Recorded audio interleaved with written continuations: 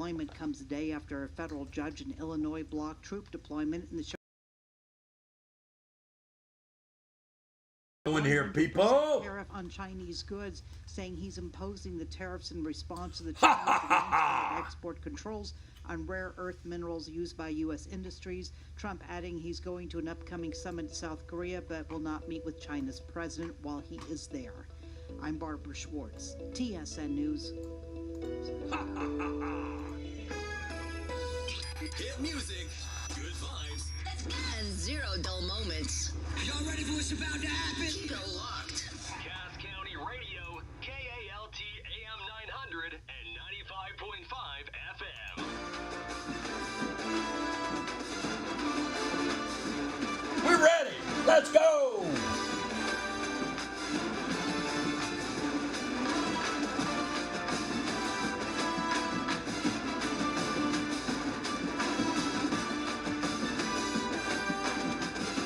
Cass County Radio, KALT. Good evening. That's right, we're starting early tonight. It's 5 minutes after 10. Atlanta Rabbits take care of business, free up the radio airwaves, and here we are.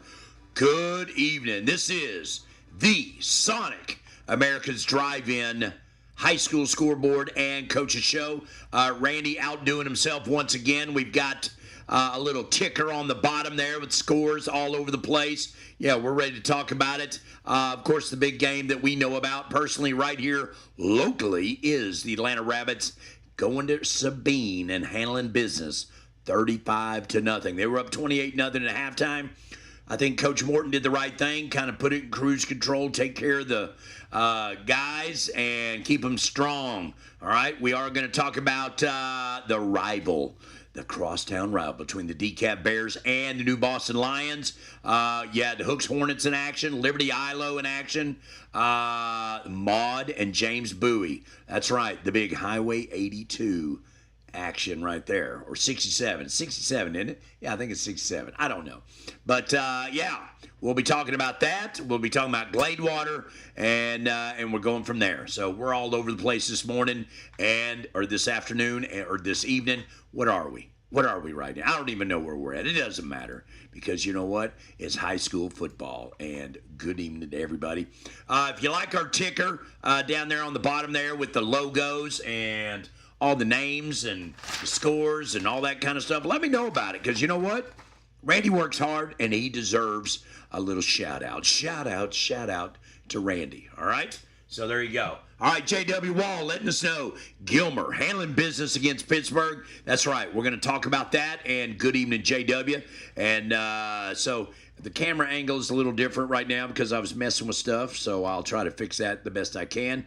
If not, it's not a big deal. But right now, we're going to go ahead and start off in 5A Division 2, and we're going to go from there, all right? So let's go right to it.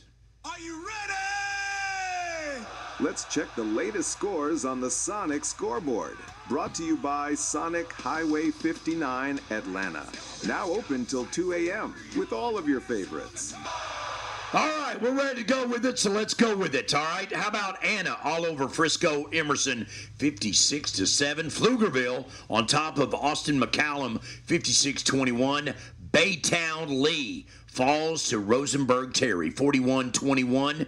And Bernie over San Antonio Harlandale, 49-14. Talking about taking care of business right there, right? Also, let's go on down a little further down and see who else is taking care of business. You had Waco get blanked out by Brenham, 48-0. You had Kaufman fall into Crandall. Crandall on the road, 49-35 winners right there. That's huge for them. There's no doubt about it. Jacksonville falls to White House, 45-14. Hallsville and Nacogdoches, oh my, 21-20. Nacogdoches knocks out Hallsville at home. That's a ball game right there. What's going on, Blaine Shores? And, of course, J.W. Wall. All right, and you had Plainview fall to Wichita Falls Legacy, 49-35. New Caney, West Fork, big winners over Nederland, 34-25. And then we had Splendora get just about blanked out by Port Neches Groves, 48-6. Yikes. All right, so that's 5A Division II. Let's go down a little lower class. Not classification. Now, let's just say classification instead of class, because I'm not going to say these guys don't have any class. 4A Division I, let's go. Are you ready? Let's check the latest scores on the Sonic Scoreboard. Brought to you by Sonic Highway 59 Atlanta. Now open till 2 a.m. with all of your favorites. All right, we had Bushland on the road against Andrews 34-12. Paris leads Aubrey in the fourth quarter 49-17. You had Big Spring on top of Kermit 49-14. A big win right there. Bridge City on top of Hardin Jefferson 24-6. Brownwood holds on to beat Lampus 34-32. That's a big game for them. That's one of those. A lot of rival games happen tonight, boys and girls, if you didn't know. We'll be talking about that in a little bit. How about Salina leading Sulphur Springs 31-14? You also had Springtown over Fort Worth Eastern Hills 48-14. Springtown on the road right there handling their business. All right? And then, let's see, Waxahachie Live. That's all we hear about, right? But they just get beat down. 34-7. It's been a while since that's been updated. 34-7 at halftime. Kilgore just keeps finding a way to win, don't they? 28-7 winners over Tyler Chapel Hill. Of course, Kilgore on at the house, taking care of business. Lindell on the road against Palestine, right up the road. 44-14. Lindell wins again. I tell you what. They are fun to watch, aren't they? Or watching them, what they're doing, right? Yeah. Hidalgo falls to Toulouse Midway 55-7. And I think that's good enough for 4A Division I. Let's go down to 4A Division II. To me, I think these districts are a little more credible, a little more viable, right? More competitive, maybe? Yeah. Are you ready? I don't know. Let's check the latest scores on the Sonic Scoreboard. Brought to you by Sonic Highway 59 Atlanta. Now open till 2 a.m. with all of your favorites. All right, Atlanta fans, every time we hear this school name, we like it when they lose. Belleville over Sealy in the fourth quarter, 36-13. Yeah, we're a little bitter still. Athens over Brownsboro in the fourth quarter, 52-8. Bridgeport falls to Mineral Wells, 49-28. Brock over Eagle Mountain, 41-13. Farmersville all over Bonham, 55-19. And then you had Bullard on top of Rusk in the fourth quarter, 24-7. Burt Burnett loses again, 37-14 to Graham. I'm telling you, great baseball school. One of these days they'll figure out about football. Caddo Mills winners over Gainesville 41-0.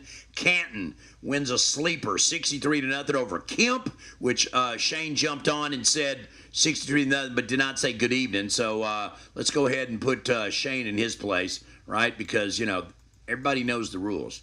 You come on here, you're supposed to greet me just like I would greet you. So Shane, you're 63-0. Yeah, there you go. All right, I feel better now. Good evening, Effie. See, everybody else knows to do it. That's right. All right. And you had Pittsburgh over Gilmer, 36-25. Sunnyvale winners over Ferris, 48-30. That's right. Seminole, big winners over Fort Stockton, 59-7. You had Waco La Vega, 24-7, winners over Gatesville. All right, that's good right there. And here we go. Who else do we have? Let's see. We've got, where do they go? Van hangs on. No, they end up beating Spring Hill 49-26. North Lamar and Pleasant Grove. Pleasant Grove, big winners there, 77-7. Home game also, yeah. Van Alstyne gets throttled by Sanger, 73-23. Good gravy.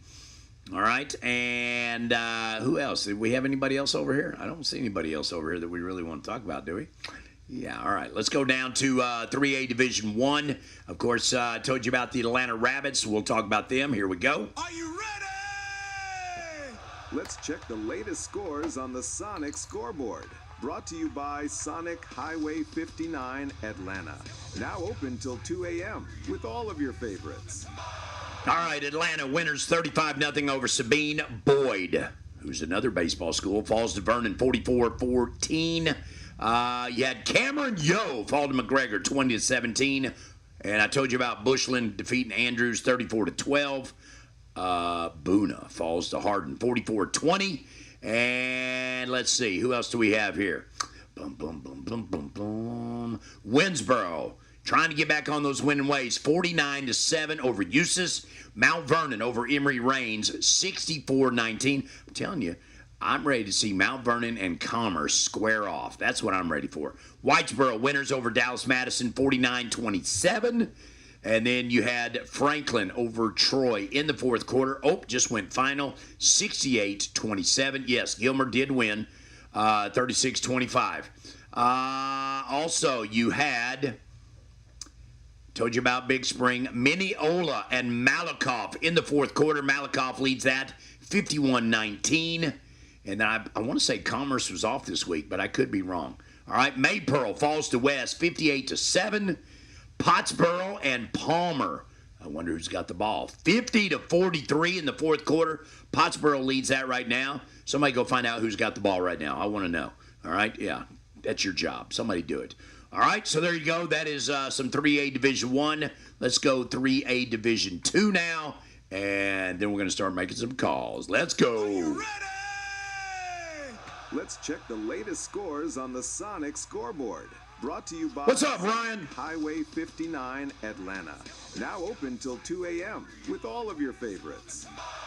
And I'm going to tell you this right now. If you don't know, we've expanded ourselves. We are now Roku. We've been on Roku. Live 365. We're also on Alexa. All you got to do is say, hey, Alexa, play Cass County Radio. And it'll say, playing KALT, and it'll do it, right? We are on Facebook. We've got an app for that, Cass County Radio, KALT. And now we are on Facebook. And we got the cool banner, Friday Night Scoreboard. And then we got the little ticker that goes across the bottom of the screen. That's right. We're moving up, big boys. All right, here we go. 3A Division II. I got the Battle of DeKalb and New Boston. DeKalb actually was behind, comes back and wins this game 26-10. Big winner for them. Gunner defeats Callisburg 43-6. Elkhart falls to Buffalo in the fourth quarter 35-20. I think Buffalo's okay in that one. Let's see. Bells defeat Howe 42-13. Leonard in the fourth quarter trails by 5 to Blue Ridge. I'd like to know who's got the ball there too. All right. Let's see.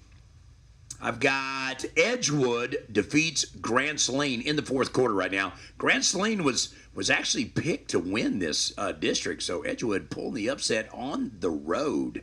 All right, I like it. I like it. Hooks all over Hugh Springs, 65-3. And then we've got Lonoke in the fourth quarter leading Prairie Land 52-28. And then, let's see. I want to say that Muleshoe played again tonight. Lubbock Roosevelt, and Muleshoe wins that one 55-49.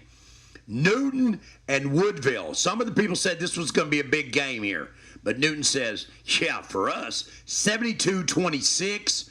That's big. And Quitman trails Paris Chisholm 28-26 in the fourth quarter. New Diana and West Russ tied up 21-21 in the fourth quarter. And then you've got Troop, big winners over Winona, 60-0. All right, so there you go. That is your scores. And now, hey, Dennis, what's going on? All right, yeah, it sounded like he had a good night at linebacker. That is for sure. All right, so here's what we're going to do. We're going to reach out to somebody let their phone die last week. All right, we're going to talk bad about them and everything, because that's what I love to do. But they actually played last night, and I'm talking about the Dangerfield Tigers. You know, we didn't get to talk to them last week, so I figured we'll talk to them tonight. So let's harass them, call them, and get them on the phone line, all right? So that's what we're going to do right now. So let's go to the phone line. Now let's go to the phone lines and talk to a winning coach on the Sonic Scoreboard. Brought to you by Sonic, Highway 59's Atlanta. Now open till 2 a.m. with all of your favorites.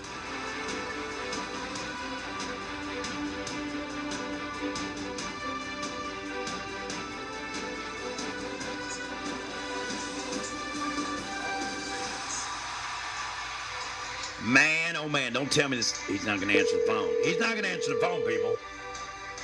All right, here we go. Your call has been forwarded to an automated voice messaging system.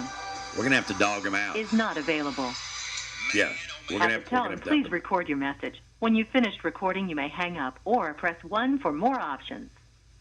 Here we go. 2 weeks in a row, dude. 2 weeks in a row. Last week your phone was dead.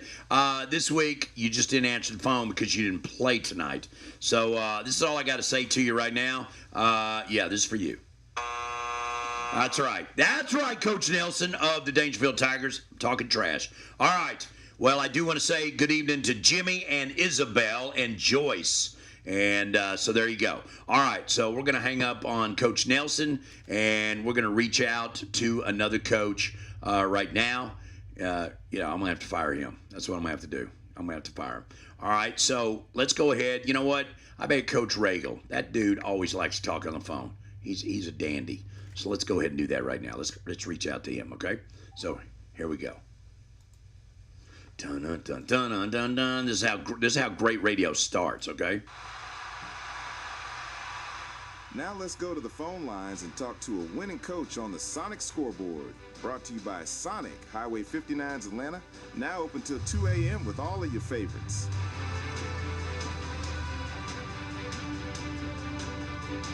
All right, let's go to the phone line and talk to old Coach Heath Regal, the athletic director, head football coach of the Canton Eagles, who are taking care of business once again. They took on Kemp, and they had a bye last week, and so they had to get back to work, and certainly they did. What's going on, Coach? Hey. Enjoying a big win. A big win, 63-0 for the Eagles. Got some extra guys in there to play, which is always a bonus. You guys are now 6-0. Yes, sir. Yes, sir. Yes, sir. We'll take it. Pitch out a shutout. That is, I believe that's the third shutout of the year. Is that right? Yes, and you know what? It should be the fourth. I was waiting for that. Waxahachie Life. You gave up that kickoff return.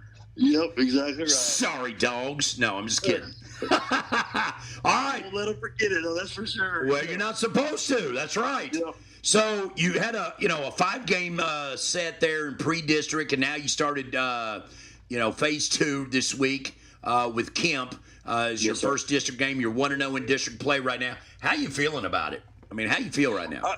I feel really good about where we're at this point in the year. We did a lot of good things. We had a lot of kids tonight that got to play. A lot of young guys. We moved a few guys off the JV. They got to come in and get some quality reps late, which will pay off in the future for us. And we got a little bit some guys healthy, got up tonight healthy, which is a really big deal for us. Absolutely. Where we're at this point. Yeah, absolutely. So you guys are now 6-0. Next week you're taking on Willis Point, the Tigers. Of course, people in the background are going, "Go Tigers!"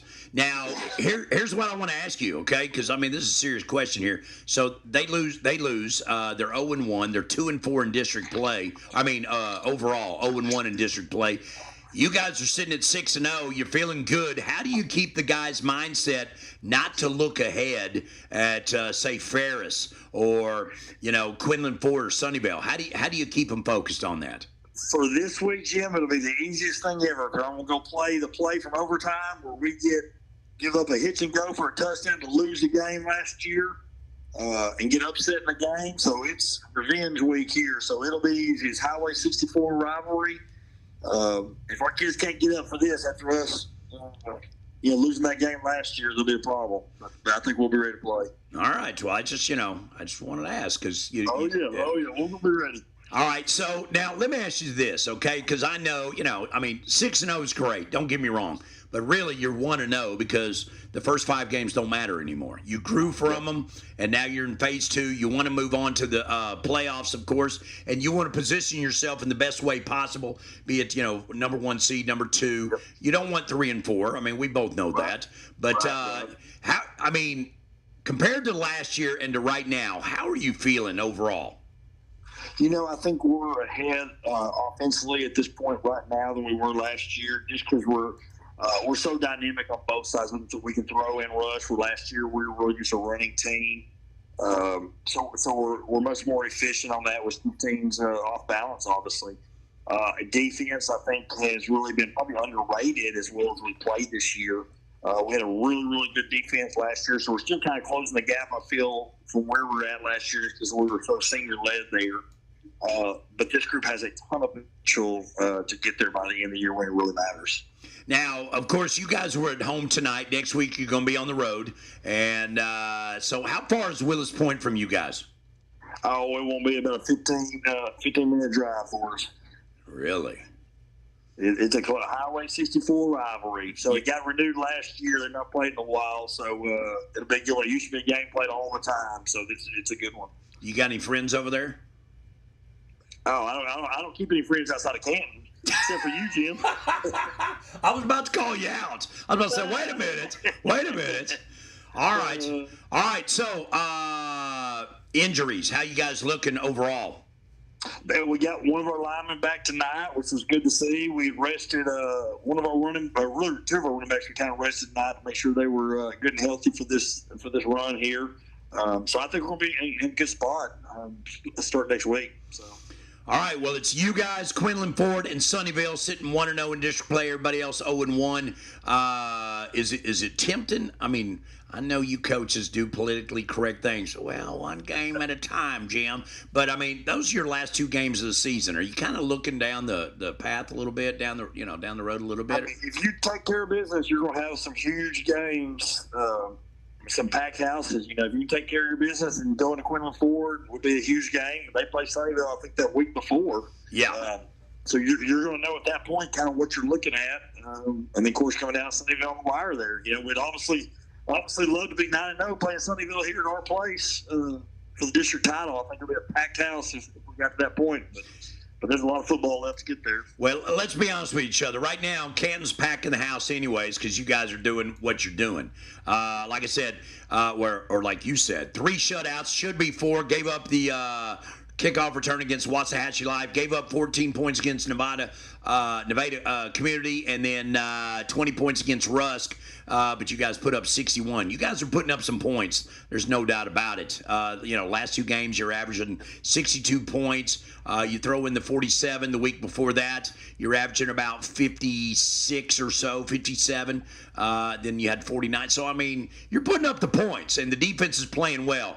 And, yes. People could say, well, we're playing this team. And this. It doesn't matter. You still got to stop them. You got to stop us, and we got to score on you, period. Exactly. It's tough to get people in shutouts in today's games, period. No matter who you play, it's tough to shut people out. So we take a lot of pride in that. Right. And our defense tonight had 2 pick sixes. Lathan Bird had 2 interception returns for touchdowns, so they got on the board too, which we always want to do. Well, that's bragging rights against the offense. They can look at him and go, we scored 2. How many did you score? You know what I mean? I think they were mad at us. We were keeping them off the field for like 3 series because we had back-to-back pick sixes. So I think they were like, well, let's on the field. Absolutely. Love it. All right. Well, I will be calling you from Pennsylvania next Friday night. I'm gonna hit the road. We're gonna do it from an undisclosed location. Awesome. All right. Awesome. Well, enjoy your time. I hope to hear from you. Yes, sir. Take care of business, and you will. We'll see you, Jim. All right, take care. That is Coach Heath Regal, the athletic director and head football coach of the Canton Eagles, now 6-0 in district play. And while we were talking to him, guess who tried to call us? That's right. He tried to call us back, and we're going to call him back now. And then we're going to call Coach Morton. All right, so let's go ahead and do this right now. Let's go. Now let's go to the phone lines and talk to a winning coach on the Sonic Scoreboard. Brought to you by Sonic, Highway 59's Atlanta. Now open till 2 a.m. with all of your favorites. All right, this guy right here, man. Last week he used the excuse his phone died. This week he's like, I didn't play Friday night. I was going to just chill out at the house. Oh, Jim called. I guess I ought to answer his call. And who am I talking about? I'm talking about the athletic director, head football coach of the Dangerfield Tigers, Coach Davin Delps. What's going on, brother? What's going on, man? How you doing? I am great. How about you? Doing great, man. Doing really good. Just got back not too long ago from scouting out some future opponents. Oh, so you're not going to tell us you went and watched? Well, everybody else will tell you. I went to go watch the Hook-Shoe Springs game. That's 2 opponents we got coming up back to back. So that was an easy one right down the road. Okay, all right. Well, I got to make sure. I got to make sure that you're telling me straight up, because I'll reach out and ask somebody. I'm sure you will. I'm sure you know bunch of people all around East Texas. All right, so you went to the Hooks Hugh Springs game, and then did you cruise over to New Boston? No, I didn't. I didn't go over there. I left there and came back to the house and just, chilled at the house for the rest of the evening. Okay, well, I just gotta, I gotta ask. All right, so like you said, you got Hooks next week, and then Hugh Springs, and then New Boston. And but let's talk about your game last night. 82-14 at home. You did call the Dogs off, or call the Tigers off. You guys were up pretty big at halftime, and you kind of just backed it off a little bit. Yeah, no, we came out and just tried to continue to keep on working on some stuff as far as, like, make sure our kids don't think that it's time to lay it down whenever they feel like they got a little bit of a lead. We got a bad history of doing that, so wanted to make sure those starters knew that they couldn't just go sit down on the bench and enjoy the rest of the evening. They had to go out there and put some more work in, and they ended up scoring 2 more touchdowns right there before I pulled all them out, which was only about 2 minutes into the third quarter, and then they sat the rest of the night. Yeah, and then that takes care of possible injuries and stuff like that. Plus, it gives you some experience for the younger guys that are going to need down the road. Yeah, absolutely, and they got a very good taste of what it feels like to play on varsity, because Queen City came out that their last drive and drove it. I want to say it was 80-something yards down the field or right on them, and made them wake up and realize, like, just because you're on varsity doesn't mean that you're a varsity football player yet. So it was a good experience for them. Absolutely. Well, injury-wise, how are you guys looking? Looking really good, man. We had a chance to get healthy this week. Rested some guys that needed the rest, and they still played in the game, but we're able to get some things taken care of injury-wise that are just some nagging stuff. We don't have anything major, just a bunch of nagging things. Well, sometimes you just gotta, you gotta put them out there, but at the same time, you gotta say, easy now, easy, So, but how are you feeling? I mean, when you look at your team and everything, are you like, hey, we're where we're at, or we got some more things to improve on? How you feeling? Yeah, we're where I thought we would end up being at. We're not where I hoped we would be at. Obviously with the preseason going the way it did, but we're where I thought we would be at. That game against Center, we came out and actually I think took a leap forward, and we're able to get that one on them. But as far as hitting our stride right now, getting cleaned up on some things, getting ready to go into the rough part of the district. After, obviously DCAT being one of the big hitters in there. And then having to face Hooks and then New Boston, a week after that. So it's one of those things where you're happy that you gotten crisp and clean on some things. So we're excited about playing this next game, these next couple of weeks. Absolutely. So Hooks at Hooks next week. Coach Birdwell's an interesting bird. We'll just say that. That's all I'm going to say about that. But you'll probably deal with Coach Edward more than or Ed, I guess we should call him, more than you would Birdwell. Am I right or am I wrong on that? No, me and Birdwell got a pretty good relationship. Me and Ed go all the way back to when he was over here at Hugh Springs. So he's always been a very reliable guy to be able to work with too. So between the two of them, we get what we need. But now he's pretty good about answering the phone with me as far as I go. I know he. What? I can tell you it's not for me. Folks. He don't answer the phone for me. You need to call over there tonight and go, hey, dude, quit being a jerk and answer that guy's phone call. I don't know if I worded it like that, but maybe I'll put a call in for you, though. All right. Yeah, you got to just tell him he's a nice guy that you need to say, I've owed this guy lunch for like 7 years, and he's never made me pay up. That's what you need to do. I'm not going to let you leave it down. You know that, right? Yeah, always back to the lunch thing. Always back to the lunch. I'm telling you, just come on down here, man. I'll get you fed over there at Hawkins, and we'll get you taken care of. I hear you. So what time did you get home tonight? I got home right at about 9:45. 9:40. Man. Did your wife go with you, or she stayed at home? No, she stayed at home with the babies. Okay. We got a new in-house pet right now that we're trying to save to be able to get to one of my nephews up there in Minnesota. So they were at home taking care of that. Okay, all right. Look at you. Not only are you a coach, you an animal lover, huh? Well, she is. I got you. All right. Well, hey, what are you doing tomorrow? Tomorrow we got Dangerfield Days, man. We're going to go out there, take the boys. They're going to be in the parade, and then we'll walk around Dangerfield Days for a little bit, and I'll come home and get some more work done, getting ready for those Hornets. All right. That's all I need to know. People need to know that you are a human being every now and then, right? Oh, yeah, absolutely. I appreciate that. All right. Well, Coach Nelson, thank you for calling me back and then answering me when I called you back. That works out, so I don't have to talk bad about you. Yeah. All right. I couldn't let it go too far because I knew you'd get on to me. Well, I threw down on you about, not answering the phone last week because your phone went dead. I mean, that's what you claimed. Well, yeah, no, it did go dead. It was dead as a door now, yeah. All right. Well, I'm just going to let you keep telling that story, okay? It's your story, nobody else's. All right? Yes, sir. All right. Hey, we'll talk again next week. You take care of business, all right? Yes, sir, absolutely. All right. Appreciate you, Coach Nelson. All right. Yes, sir, thank you. All right, there goes Coach Nelson, the head coach of the Dangerfield Tigers, and we're still working on getting logos for everybody here on here, so we're excited about that. I am going to reach out to another coach. They text me and said, I'm ready, and so we're going to do that right now. Dangerfield taking care of business. There's no doubt about it. And then, of course, we've got some other folks that took care of business tonight. We're going to be talking to them. But right now, we're going to reach out to this coach, and I'll show you who it is. Now let's go to the phone lines and talk to a winning coach on the Sonic Scoreboard. Brought to you by Sonic, Highway 59's Atlanta. Now open till 2 a.m. with all of your favorites. All right. Well, it's starting to become a habit, me talking to this guy.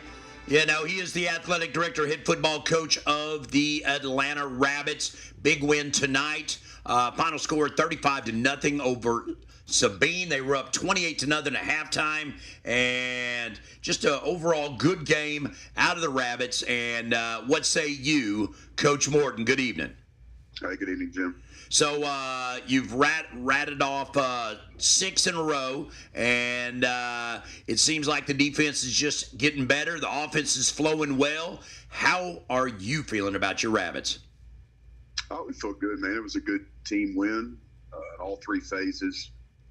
We were able to throw it around a little more, especially in the second half, which was good for us moving forward.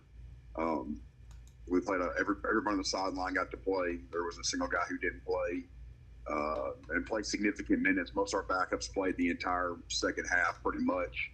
So that was good to get those kids some playing time. And it was a good win for us, and we'll learn from it and move forward.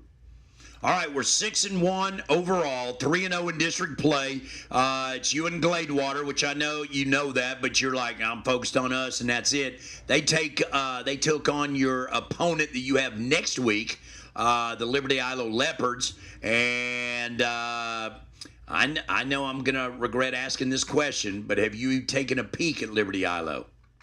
Yeah, we've looked at them. I told you at the radio show, typically we start working on the next opponent, or at least looking at them on Wednesday.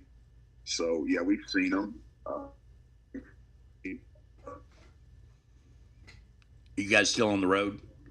Yeah, we're still on the road right now. Okay, yeah, you cut out just a little bit, but that's okay. All right, well, now I do want to let everybody know, Coach Morton and I usually hang out on Monday mornings at 10 o'clock at our local Mexican restaurant, Uncle Juan's, 117 East Main Street. But not this coming Monday.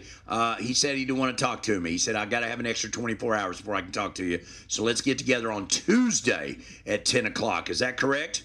That's correct. Yeah, is the story correct too? The story's not correct. Well, it sounded good coming out, though. It sounded good. So, So let me ask you this. Did anything happen tonight that you're like, man, I can't believe that happened? Not really. I mean, it's football, right? Right. So you have some injuries, some different stuff always, some knick-knack stuff. We got about the game we thought we'd get from Sabine. We knew we could go take care of our business as long as we played to our standard, and our guys did that. And like I said, I was proud for all the kids to get a chance to play. So that's always good. Absolutely. Absolutely. And and the thing is, people look at it going, oh, my baby got out there. Well, guess what? Your baby got some experience for the future. And that's real big. There's no doubt. Yeah, it's going to help us down the line somewhere. That's right. So next week's game is at home. Correct. And I'm not going to touch it, but I want to ask about, the special stuff. But I guess we'll wait till Tuesday to talk about that. Am I right? Yeah, let's wait on that. Okay, let's wait on that. Man, you driving a hard bargain tonight. So how far you got before you're home? We're almost to Linden. Okay, all right. Yeah. Yeah, they had a bye tonight, so there may not be a lot of traffic there, so that'd be okay, right? That'd be just fine. Cruise on through there. Cruise on through. All right, so what are the plans tomorrow besides a little studying? I don't know, man. Try to relax, recharge, and get ready for this run down the stretch. That's right, because it is a stretch. Liberty, Ilo, Tatum, and Gladewater, back to back to back. 2 of them at home, 1 of them on the road. That's correct. I'm fired up for you. There's no doubt about it. And I will say this, Coach Morton likes to point out that the Jefferson Bulldogs were the best 3-3 team in the state. They win big tonight against White Oak, so now they're 4-3. So now you can start saying they're the best 4-3 team in the state.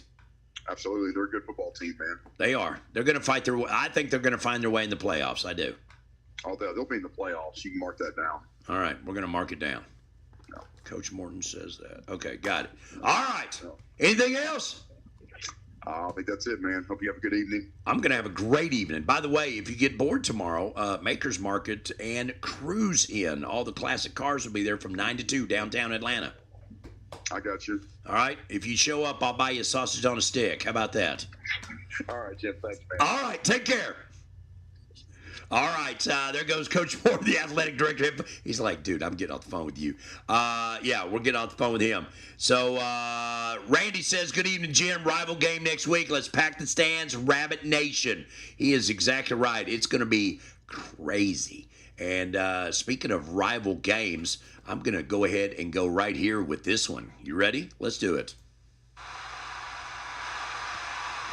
Now let's go to the phone lines and talk to a winning coach on the Sonic Scoreboard. Brought to you by Sonic, Highway 59's Atlanta. Now open till 2 a.m. with all of your favorites.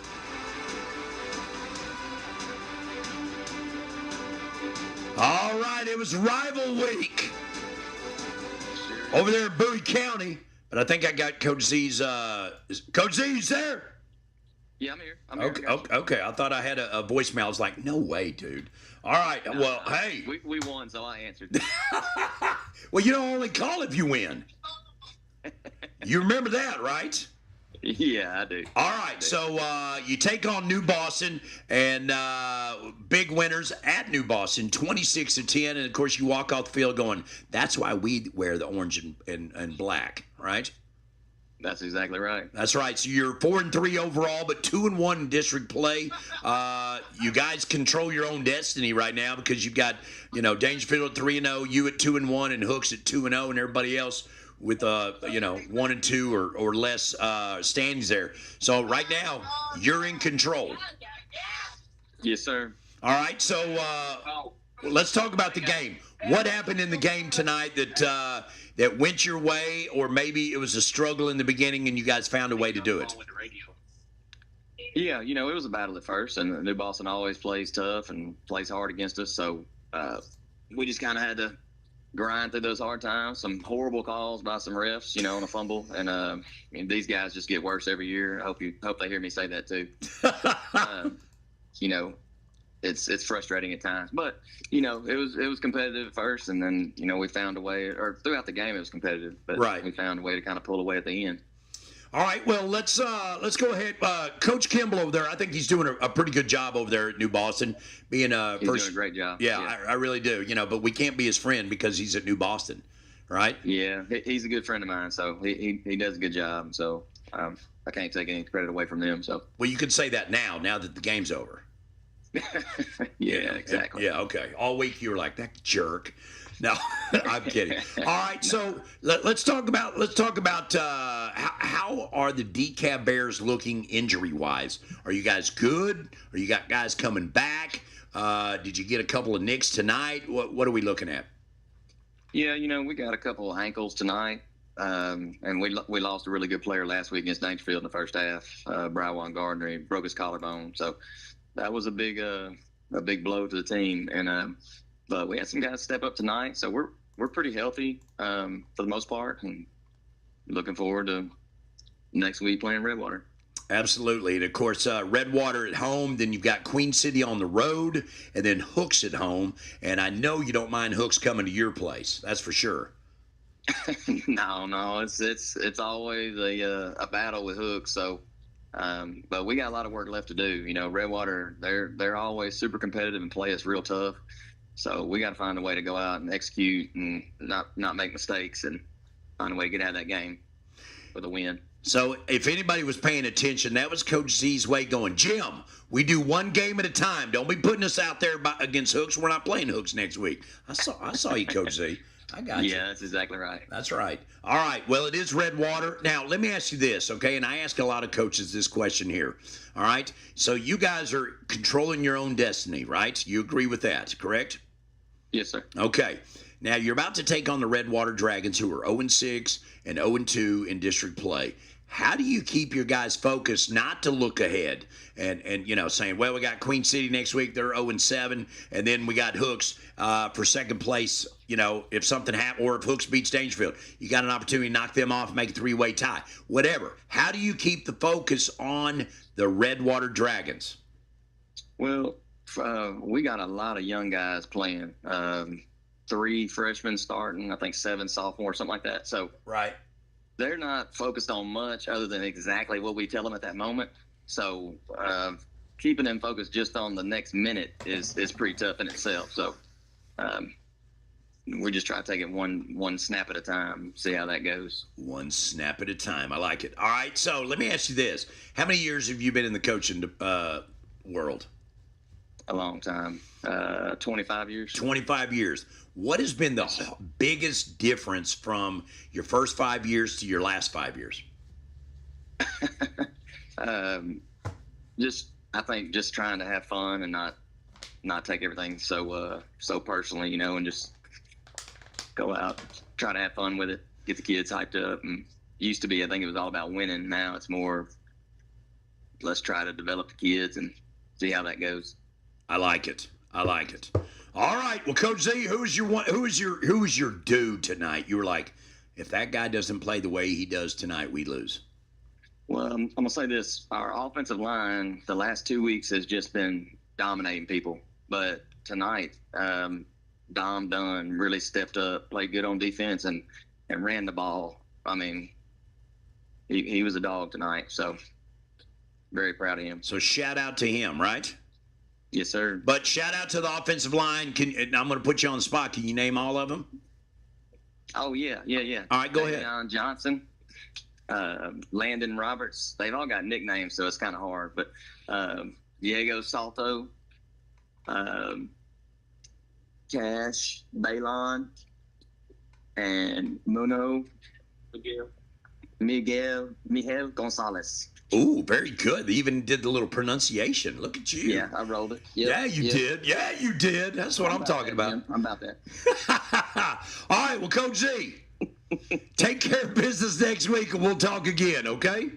All right, Jim. I appreciate you. All right, have a good appreciate you. All right, thanks. All right, man. All right, yes, sir. All right, well, there we go. We're rolling this evening, talking to coaches. That was Coach Z of the DeKalb Bears, and always a pleasure to talk to him, and just a pleasure to talk to a lot of folks, because I'm telling you, we try to get as many in as we can, and we're going to go this route next.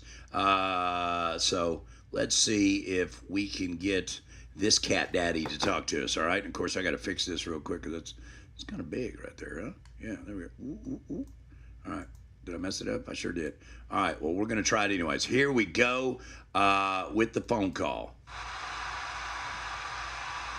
Now let's go to the phone lines and talk to a winning coach on the Sonic Scoreboard. Brought to you by Sonic, Highway 59's Atlanta. Now open till 2 a.m. with all of your favorites. All right, we're going to take a shot, see if he's there on the phone line. Haven't got to talk to him much this year, and that is Coach Metzel, the athletic director, head football coach of the Gilmer Buckeyes. Big win over Pittsburgh. And Coach Metzel, you there?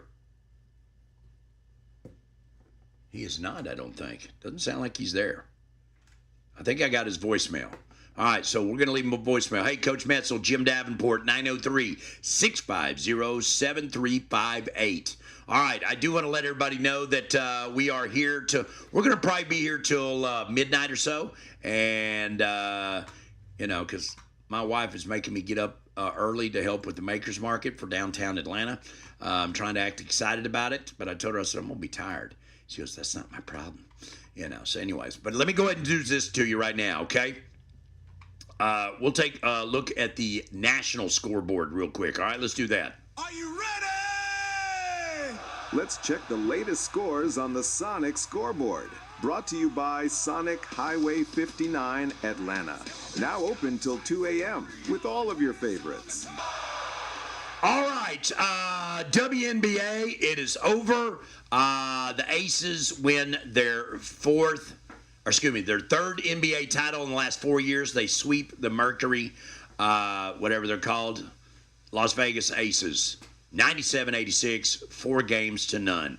All right, and we've got in the 12th inning, the top of the 12th, Detroit and Seattle tied 2-2, and there's no outs, and Detroit's got 2 runners on first and second.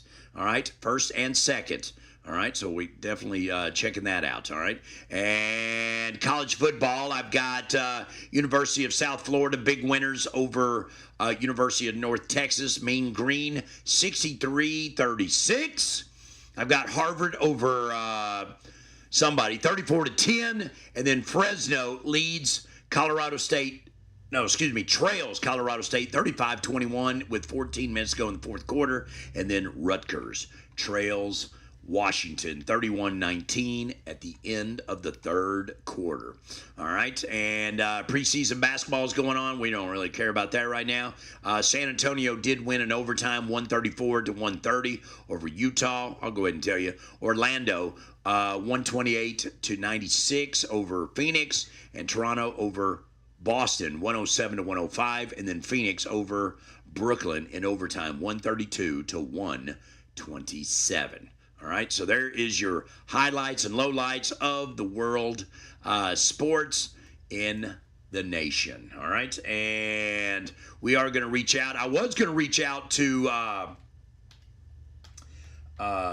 Elysian Fields, which I'm going to still, because Coach Maines has been a lot of fun. There's no doubt about it. All right, so Tatum did not play last night or tonight. They played last week, lost to Liberty Islo, had a bye this week, and they take on Gladewater at Gladewater. But you know what? We can talk to Coach Lewis from Gladewater. We've been talking to him. He's been a lot of fun to talk to. I'm not gonna lie.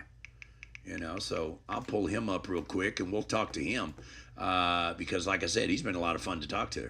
All right. When we talked to him when they defeated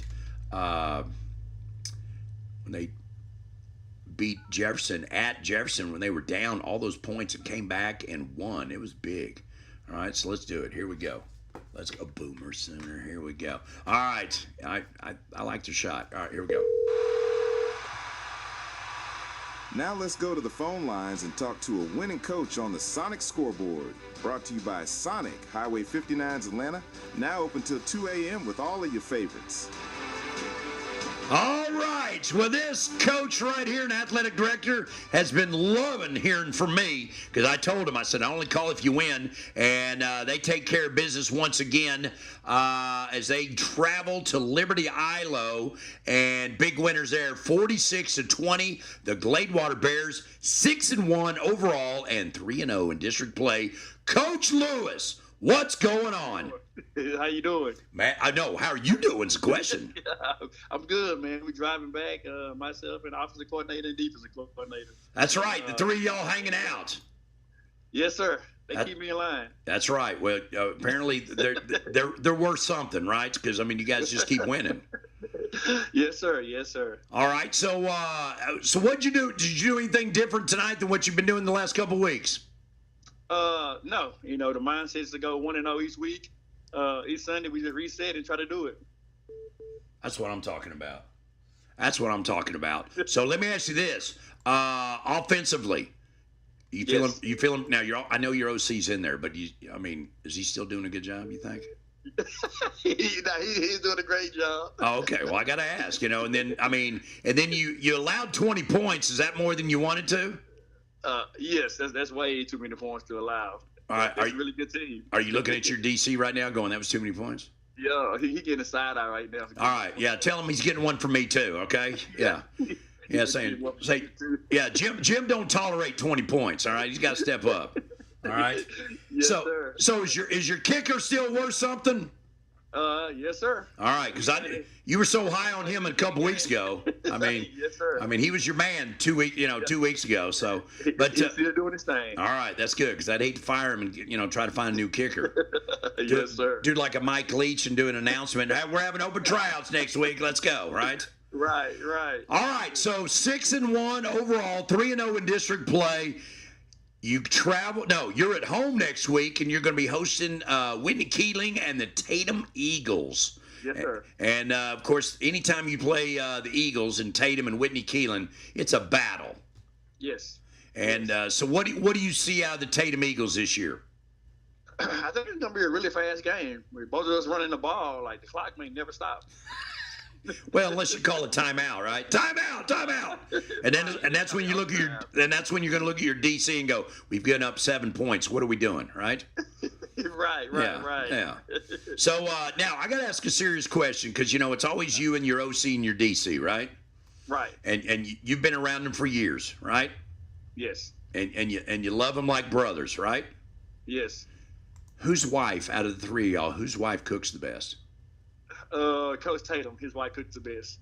Really? What's her best dish? What's the best dish, Tatum, for your wife? Enchiladas. Really? Yes. All right. So when are we doing this? Sunday, matter of fact. I'll bring some chips. How about that? Chips and salsa. All right. Yes, sir. That'll work. All right. Now I'll get serious now. All right. So offensively, you feel good. You're putting up some points. You're doing what you got to do, and everything seems to be clicking right now. All three phases of the Gladewater Bears. Which phase do you wish would step up just a little more? Ooh, that's a tough one. I'm gonna go with special teams. Yeah, because your special teams coordinator's not in there. Yeah, I understand. No, he's not in here, so I can talk about him. But we did have, I want to say, 3 block punts tonight and gave the offense great field position. Wait a minute. Whoa. 3 block punts? Yes, sir. And you think your special teams need some work? Holy moly! We do it every day, but we need a little bit more work. All right. Well, did your big games, special teams it'd be really, really important. So, did your offense go 7 for 7 on offensive series and score every time? Maybe. I got to look back at it. I know kick the field goal one time, so maybe. Okay, and then the defense, they went 3 for 7? Yeah. Or really 4 for 7 because they gave up 3 times. But that's okay. All right, so it was 22-0 at the half, so we gave up too many points in the third quarter. Were the subs in the game? No, sir. Okay, all right. We got to ask. We got to ask that question, So, all right. So, did you have one guy that just stood out above everybody else? I'm going to go quarterback, Achilles S. Okay. And what did he do that just made you just go, woo, let's go? Well, he was able to read the veer tonight, so he was able to pull and pitch the ball, and also he scored a few times. I was just keeping the ball. Yeah. Okay. And it's tough to do that, Oh, absolutely. So, Liberty Hollow's got athletes. You got athletes. And, of course, you guys don't throw the ball much. What, maybe 10 times? Yes, maybe 10 times. Maybe. On a good day. Yes. if the wind's at your back, right? Right. So we threw some big balls tonight, though. Did you? Okay. Yeah, we threw a fade for a touchdown. We had a couple third down conversions, passes. Okay. So I know you got to say, Jim, we're not looking ahead. You're 6-1, 3-0 in district play. You're about to take on Tatum next week, and then you get a bye, and then you're going to take on I believe, yeah, you're taking on Atlanta on the 31st, Halloween night. Woo. Yes, sir. And then finalize senior night at White Oak on November 7th. So Yes, sir. I know you're not going to put the cart before the horse. You know, you're focused on Tatum. But does that game on the 31st, does that game kind of intrigue you right now? Yes. You know, I gave the kids a list of things they want to do, and, you know, becoming a better team, making the playoffs, and winning district. So I think the first two things we've already accomplished. We checked those off. So the next thing is to win district.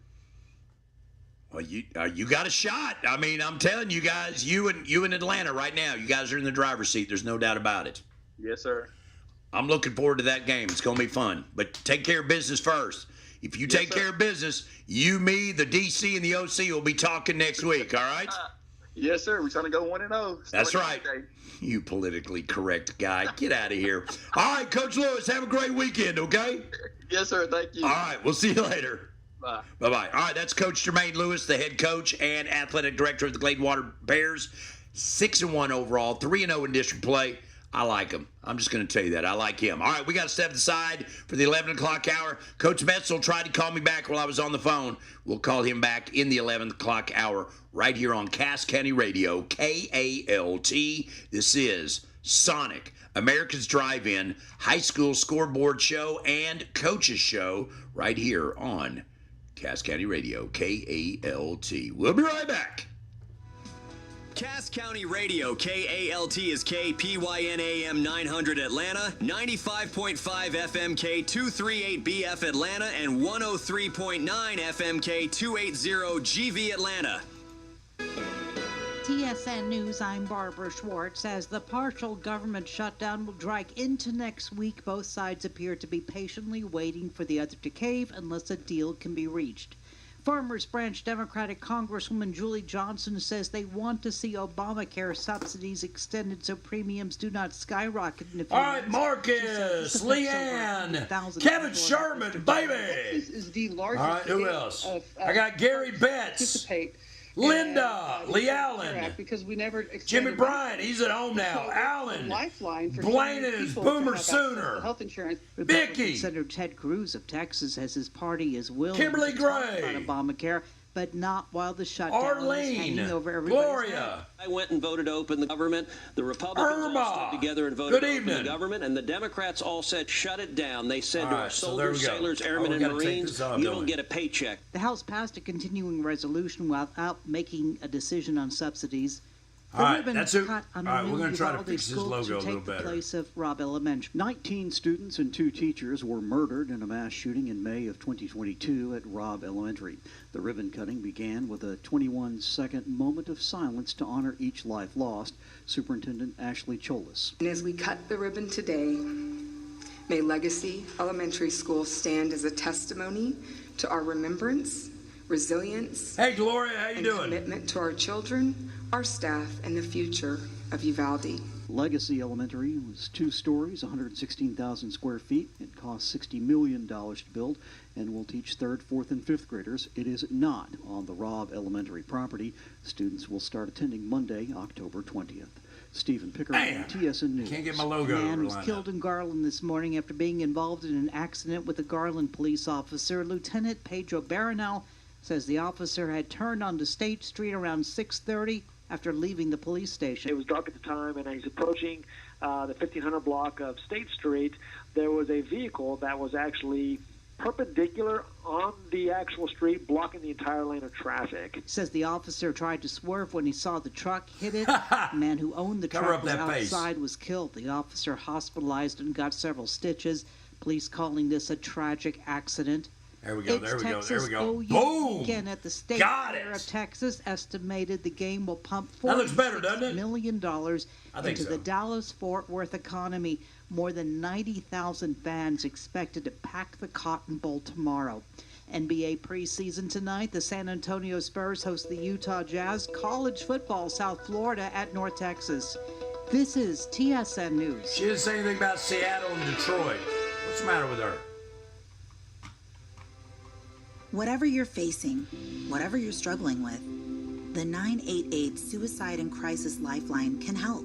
Trained counselors are available 24/7. So Detroit had runners at first and second, no outs, and did not score. If you or someone Canadian is having Burt a Burnett mental health lost crisis, like call or 37-14, text and I didn't see Visit Canadian. Texas988. I think they were off this With week. 988, you're not alone in the Lone Let me Star double check though.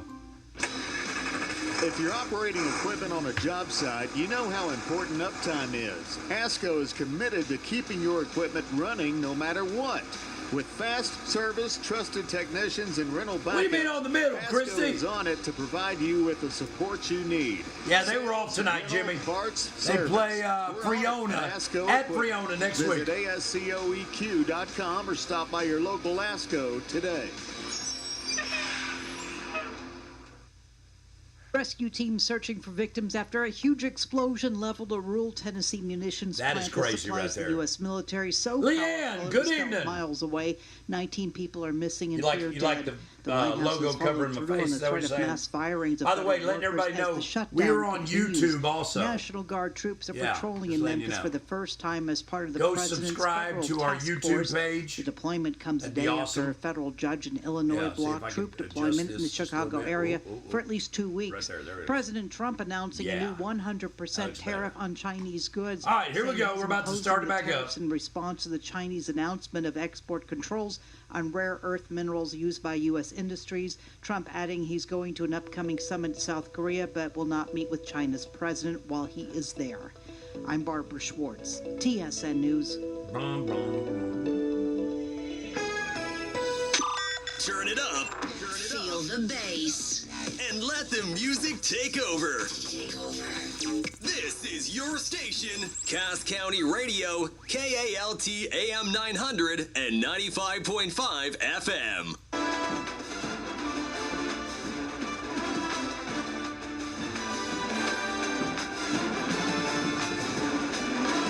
Cass County Radio, KALT. This is the Sonic America's Drive-In High School Scoreboard and Coaches Show. We've been going over scores and talking to coaches, and haven't got to talk to this coach in a while, so I'm personally excited about it. So let's go to the phone line. Now let's go to the phone lines and talk to a winning coach on the Sonic Scoreboard. Brought to you by Sonic, Highway 59's Atlanta. Now open till 2 a.m. with all of your favorites. All right, and we're reaching out to Coach Alan Metzel of the Gilmer Buckeyes. 2-4 overall, but 1-0 in district play. We put those other games behind us because we're into phase 2, which moves us to phase 3 if we take care of the ball and business. And let's go to the phone line now. Coach Metzel, how are you, sir? I missed him again. You got to be kidding me. All right, so we're just going to play phone tag with Coach Metzel, it looks like. Coach Metzel, you are not there. All right, so there you go. All right, well, let's go ahead and talk about the Gilmer Buckeyes. They're 2-4 overall. They played Longview Pine Tree. They won that game 41-25. Then they took on Tyler Chapel Hill, took one on the chin there, 41-26. And then Kilgore, a very good Kilgore Bulldogs team, 66-6. Lindale, another great team right now, Lindale Eagles, 35-23 in that. And then they took on Brenham, and they lost that one 49-7. All right, so Pittsburgh now, they take on Pittsburgh tonight, 36-25. They're 1-0 in district play. They were 1-4 after pre-district. Tough pre-district. I'm not making excuses for Coach Metzel and the Gilmer Buckeyes, but it's a fact. Jack, all right? All right, so with that, let me go ahead and take this logo off right here after I worked so hard to get it the right size. You know what I mean? Come on! All right? And so, yeah, we're going to reach out to another coach. And, by the way, we had a rival game tonight. Oh, I know. Yeah, it is wild. I'm not going to lie to you. It is wild. But, man, they have played a tough schedule. All right, so we're going to reach out to Coach Finney.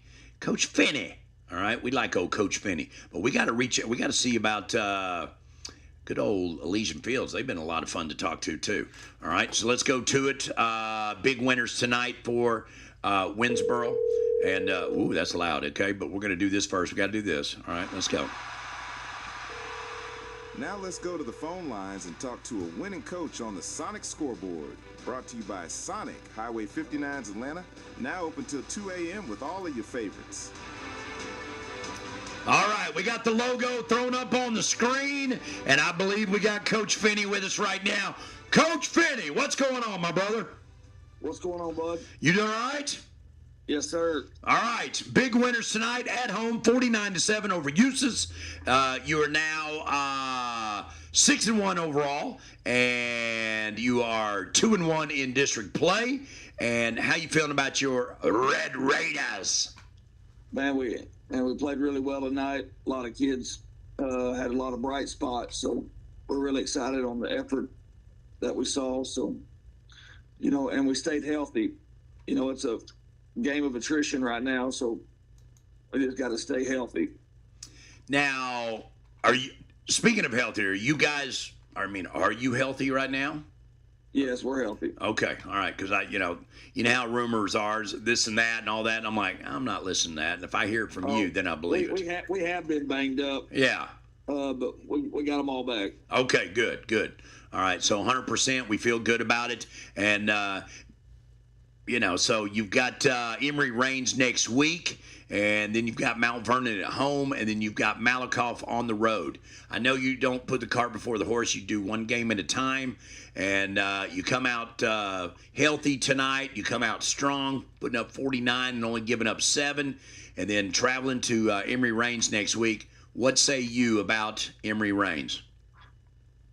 They're very dangerous. Got several athletes.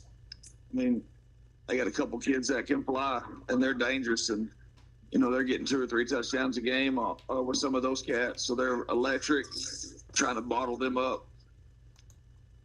All right. And, of course, tomorrow is the Red River Classic between Oklahoma and Texas.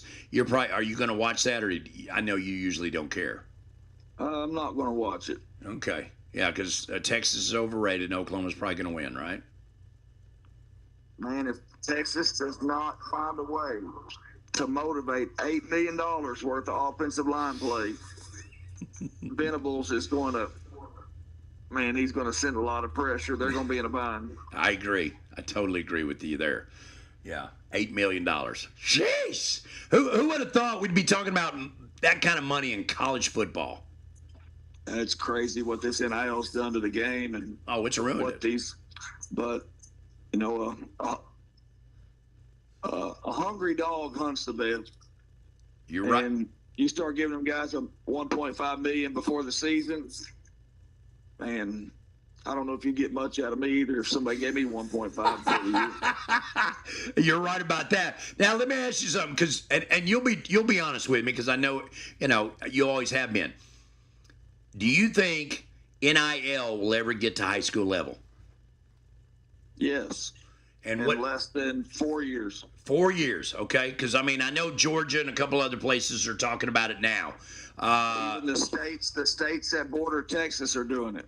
Yes, well, I knew Arkansas was doing it, but not. Tyson and Walmart can only do so much, but that is a lot of money.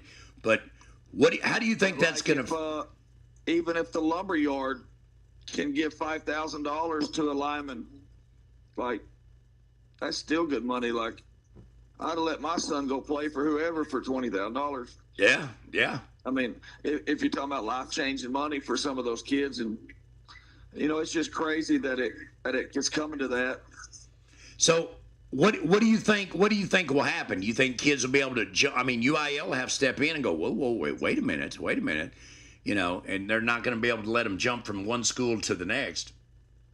Man, when you open up Pandora's box, it's tough to put the lid back on it. Yeah. Well, one thing they have corrected in college is that cutoff time in the spring. I always thought that was crazy that they did that.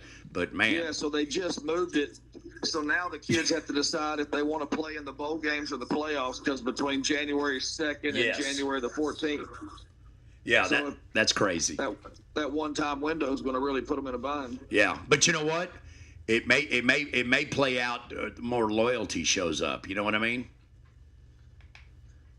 Or wallets are going to get even wider. There's no doubt the wallets will get wider, but NCAA doesn't care because they're not having to fork out the money. Yeah, you're right. They're just making up the rules. Somebody else can deal with the money part of it. All right, so what big business around Winsboro is going to be able to fork over money like that? Man, we're going to go with Domino's Pizza. I love it. All right, Domino's Pizza. It might just be like all you can eat buffet, like 2 days a week or something. Yeah, but so you don't think Duke's Truck Stop will step up? Man, I don't know. Or something like that? Maybe an oil change or something. Well, you're talking about some of these kids are getting 6 figures to go play high school football. Yeah, it's crazy. And you say, like, man, I wouldn't do that, but even the kid at South Lake Carroll, Quinn Ewers, left and went to Ohio State and forgave his senior year to play with his buddies, but he got $1 million. Yeah. Like, I'll go. You can go make me coach anywhere you want to for $1 million. Really? I would. I'd go coach anywhere for a year for $1 million. Okay. Would you stay there for another $1 million, no matter what your record was? Absolutely. Okay. Just keep paying me, right? Man, I'd do such a bad job. I'd be trying to secure one of them buyouts like Jimbo Fisher got for $120 million. I'd really be trying to screw that schedule up. Oh, you're making me laugh. You got to stop. You wouldn't go do the radio anywhere in the United States for $1 million for a year? I'd do it for free. What are you talking about? I just like to hear myself talk. What are you talking about? You believe that though, don't you? Yeah, no. You'd go wherever for $1 million. Oh yeah, I would. I'd even sit with and I don't even like the guy, but I would sit down and do radio show right across from Howard Stern. Can't stand the guy, but I would do it for $1 million. Just to tell him what kind of an idiot he is. You know what I mean? Yes, absolutely. It's just a shame that much money is infiltrated. A game that we were just trying to build young boys into men. Yep. Well, and that's the thing. That's the thing is people have forgotten what high school football is about. Yeah, wins and losses, but that doesn't make who the young men are going to be. You know what I mean? Yeah. And you put that kind of money in their pocket, that's, then that's what they're going to end up being. No, it'll change the whole structure, change everything. I hope it doesn't ever go to that. Yeah. Well, we'll just hang on. How about that? All right, that's all we can do. All right? Scratching and clawing. That's exactly right. All right, Coach Finney, you get out of here, enjoy your night, and go find some stones by the riverbed, all right? Sounds like a good one. Thank you. All right, Coach Finney, take care. Bye. Congratulations. All right, there goes Coach Finney of the Winsboro Red Raiders. I love saying that. All right, well, let's go ahead. We're going to go ahead and reach out to another coach. They had a big game tonight as the Mod Cardinals went to James Bowie. Sims, the Pirates. Let's talk to him next. Now let's go to the phone lines and talk to a winning coach on the Sonic Scoreboard. Brought to you by Sonic, Highway 59's Atlanta. Now open till 2 a.m. with all of your favorites. All right, so we're headed over to Bowie County to talk to them Mod Cardinals. Athletic. Look at that, a voicemail. Are you kidding me? We're going to leave him a voicemail. Hey, dude, you're supposed to answer the call when I call, dude. What are you doing? All right, I'm going to do this to you because of that. I don't like your attitude. That's right, and I'm giving you this. That's right. Any other coach, I wouldn't do that to, but, for Coach Turner, I got to. He's trying to do something like that. I even got his logo already up on the screen and everything, but they're winners tonight over the James Bowie Pirates, or Sims Pirates, 26-10, the big rival game as they played at home, but we'll see if he calls him back. He's usually pretty good about that. But I am trying to get the logo smaller. There it goes. Nope, it didn't do it. All right, we'll try it again. All right, we'll try it again in just a minute. I'm going to go up there and check on the Seattle-Detroit game. baseball playoffs, baby. I love it. All right, going into the middle of the 13th, still tied 2-2. I love it. Colorado State extended their lead. They lead 42-21 over Fresno. And Washington scored another one. They're up 39-19 over Rutgers with 2:12 to go. All right, good morning, Barbara, or good evening, Barbara. Well, it's almost morning. It's 20 after 11. I do want to remind the locals that the Makers Market is happening tomorrow from 9 to 2. Also, the Atlanta Lions Club annual Stephen Smith Memorial Cruise In. So we're going to have some vehicles, classic cars over there and everything. So we're looking forward to that. There's no doubt about it. And you know what? Let's go to Troop. Man, I love talking to him. And I love talking to, you know what? Hold on. Let's do this first. All right. We're going to go there first. And then, yeah. All right. Yeah, we like Coach Maines. Okay. All right. Let's go over here. And this is great radio, me just talking to myself, isn't it? Coach Alan Metzel, he said, check. All right, he just gave me a check, so we're going to call him now. We're going to call Coach Metzel. All right, let's do it. Let's do it. I'm not even going to play the music. We're just going to bring him in. All right, so let's get this logo off, and then we're going to put the Gilmer logo back on the screen because Coach Metzel said he was ready, and here we go. Good evening, Coach Metzel. What's going on? Hey, Jim. How are you? I am great. How about yourself? I'm well. Good. Well, I mean, 1-0 in district play, you better be well.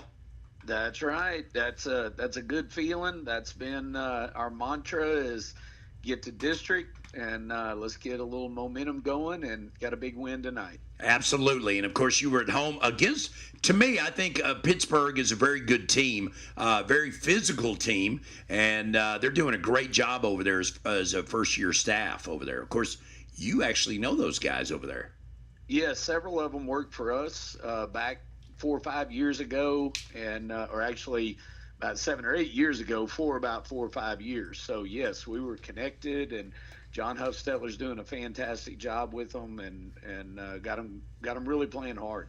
Yeah, and he is a fan of you, too, so that, you know, I know that doesn't hurt your feelings at all. I appreciate it. We're good friends. Good.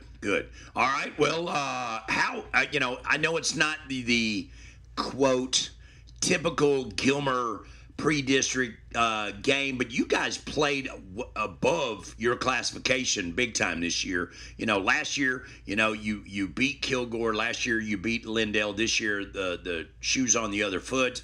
And you know, what say you? What's the mindset of the Gilmer Buckeyes right now?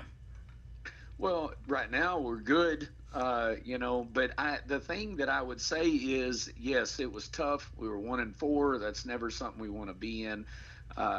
You just had a lot of things going on. One, you're playing really good teams, and two, we had a slew of injuries. We had 15 players that didn't play 2 or more of our first 5 games, and so it was a cumulative thing. Right. And, we're getting some of those guys back, and the guys understand that we played really good competition. It's going to make us better, and so we're hoping to translate that moving forward. You know, and with 15 players missing games, you know, throughout the pre-district, that gave an opportunity for other guys, younger guys, more inexperienced guys, some action. They might have learned. They might have said, "Oh Lord, I don't want out there anymore." one way or the other. But I mean, overall, it's a better experience.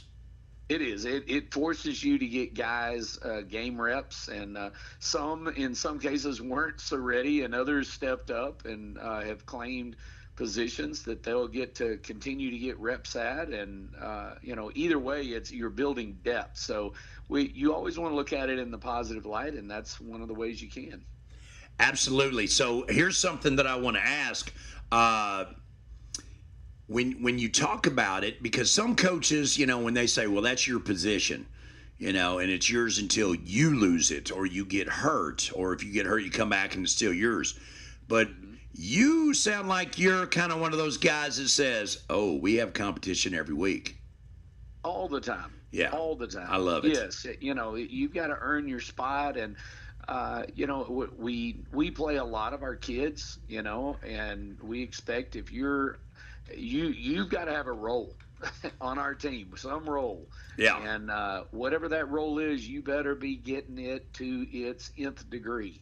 And so if you're not, then someone else can come and get it. And to me, that's part of how you keep the tip of the spear sharp.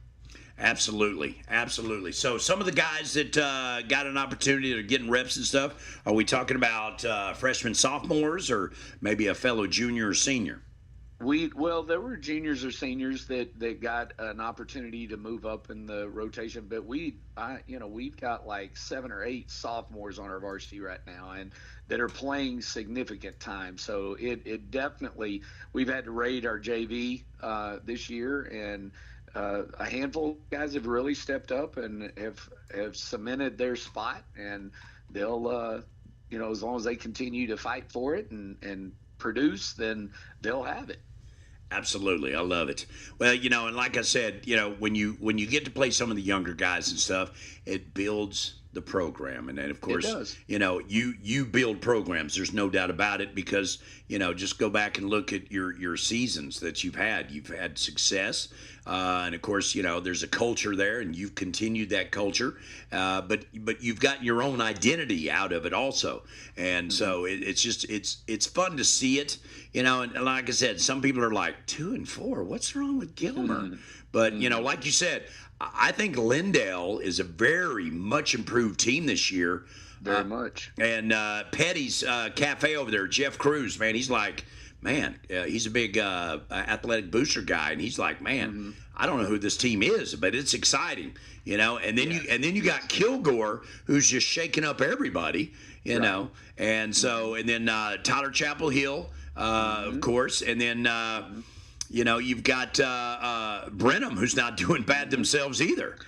Well, they're undefeated in 5A Division II. Exactly. They're ranked up inside the top 10 in 5A. So, no, we played a brutal schedule. Yeah. And then when you added, like I said, you added a whole lot of adversity, and I don't mean like twisted ankles. I'm talking broken fibula and cracked bone in the shoulder, and I mean we had some real injuries, and several are going to be long term, and then we've got some that are coming back around now, and so that's going to give us a little bit of a boost. And whatever it is, it's the hand you're dealt, and you got to go make something out of it and get guys to play well, and that's what we're working on. Absolutely. And like you said, you played a 5A Division II school ranked in the top 10. I think they're number 6. I think you're right. Yeah. So the thing is that people don't understand, well, why is Gilmer playing somebody like that? It's because you can't find anybody else to play. Right. That game we got, after we had spent the whole day in Kilgore trying to get teams and calling all over the state, and we got a call that they didn't have a game, and somebody called them and said, hey, Gilmer's looking for. That's how we got connected, and you won a game, and so we signed up and knew that it was going to be an uphill battle. Last year we were able to get a victory. This year we weren't, and it is what it is, and you try to get better and move on. Exactly right. All right, well, let's talk about your side gig. You still preaching, aren't you? Absolutely. Okay, well, good. Hey, by the way, I do want to let you know, tomorrow is our 2-year anniversary for BIC. We've gone awesome. Yeah, we've gone 2 years straight, nonstop every Saturday. And, fantastic. And I'm going to tell you, we always give everybody an opportunity. What was your favorite message in the last year and all that? And you're always in the top 3. So. Well, I appreciate that. Yeah. Well, I just want to let you know that everybody says that. So and the ones that didn't get to see it, I still have the video, so I send it to them. I go, check it out. I said the only problem I got with him is he's a Cowboy fan. So. Hey, through thick and through thin. I know it's all right. Hey, we can't all be perfect. It's okay. No, just 30 years. That's right. That's right. Well, hey, Coach Metz, always a pleasure to talk to you, and I will tell you this: if you win next week, I will be calling you from an undisclosed location in Pennsylvania. I'm running my wife up there for a little quick. Honey, I love you trip type thing. Great. Yeah. So, But we'll give you a call if you take care of business, okay? We'll go get at it and try and do the best we can. Yes, sir. Yes, sir. All right. All right. Have a great weekend, okay? Thanks, Jim. All right. Appreciate you. Good to hear from you. Bye-bye. Bye-bye.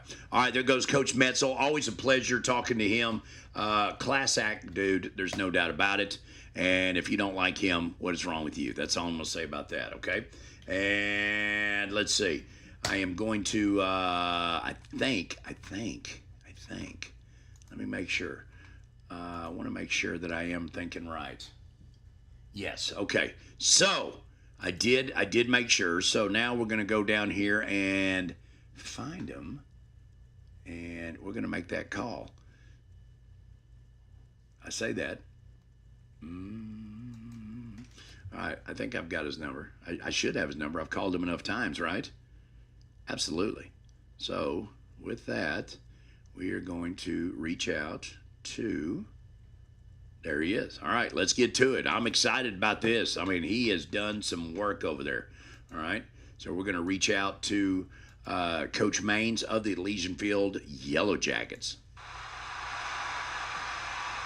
Now let's go to the phone lines and talk to a winning coach on the Sonic Scoreboard. Brought to you by Sonic, Highway 59's Atlanta. Now open till 2 a.m. with all of your favorites.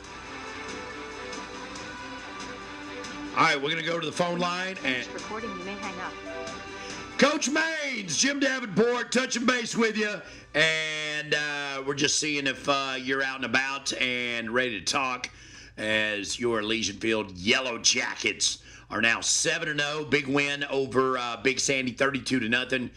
Look forward to talking to you. All right, 903-650-7358. All right, we'll see if he talks to us. And can't talk to Wascom. They lost to Beckville tonight, 45-34. Beckville in the same district with Elysian Fields and Wascom. Beckville is now 4-3 overall, 3-1 in district play. Beckville lost to Elysian Fields last week, I believe it was. So, yeah, taking care of business right there. Yikes. All right. By the way, let's see. Whoops, I didn't mean to do that. We got to click on that and get it off there. Hold on. Stand by. All right, there we go. Trying to see if, let me click on this one here. Hold on. All right. You know what? I got somebody we can talk to. Let's go to it. All right, you ready? I'm going to throw their logo up there, and we'll do this. Here we go.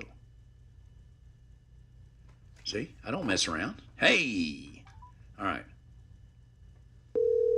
We'll do that, and then we'll do this, just because you guys like hearing it so much. Now let's go to the phone lines and talk to a winning coach on the Sonic Scoreboard. Brought to you by Sonic, Highway 59's Atlanta.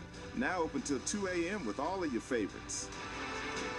All right, we're reaching out to the Harleton Wildcats. Big winner tonight against Hawkins, 41-12. And we're reaching out to the athletic director and head football coach, Coach Eric Durati. What's up, Coach Durati? Mr. Davenport, it's always great to hear your voice. Well, when you hear my voice, that means you're taking care of business.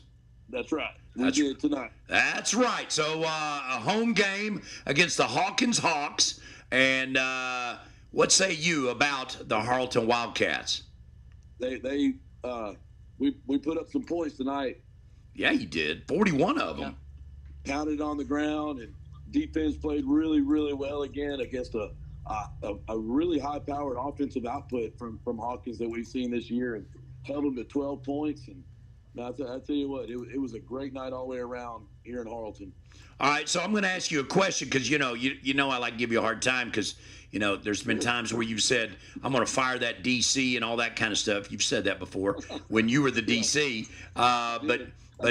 So what is your role? What is your expertise this year for the Hawkins Hawks, for the Harleton Wildcats?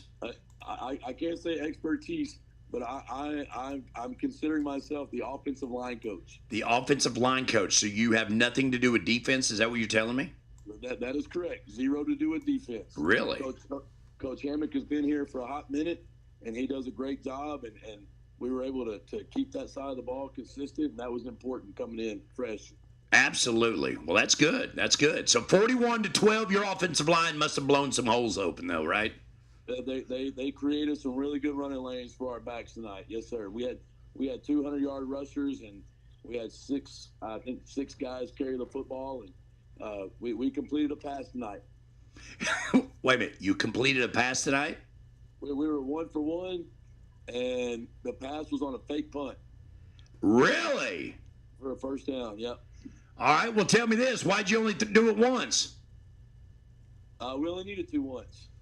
Oh, you just wanted to throw the ball. You just wanted to run the ball instead. we only needed to do it once. So you controlled the clock, ran the ball, and played good defense. Yes, sir. Yeah, that was generally the recipe for success tonight. Okay. All right. Well, you are now 2-2 in district play. You're locked in at 4th place with Union Grove, who you happen to play next week. Week after, we got to buy. Yeah, that's right. You got to buy. Excuse me. So you're going to go scout Union Grove next week? No, the whole district's off next week. The whole district? Yep. What is up with that? I don't know. It's weird. So what are you going to do next week?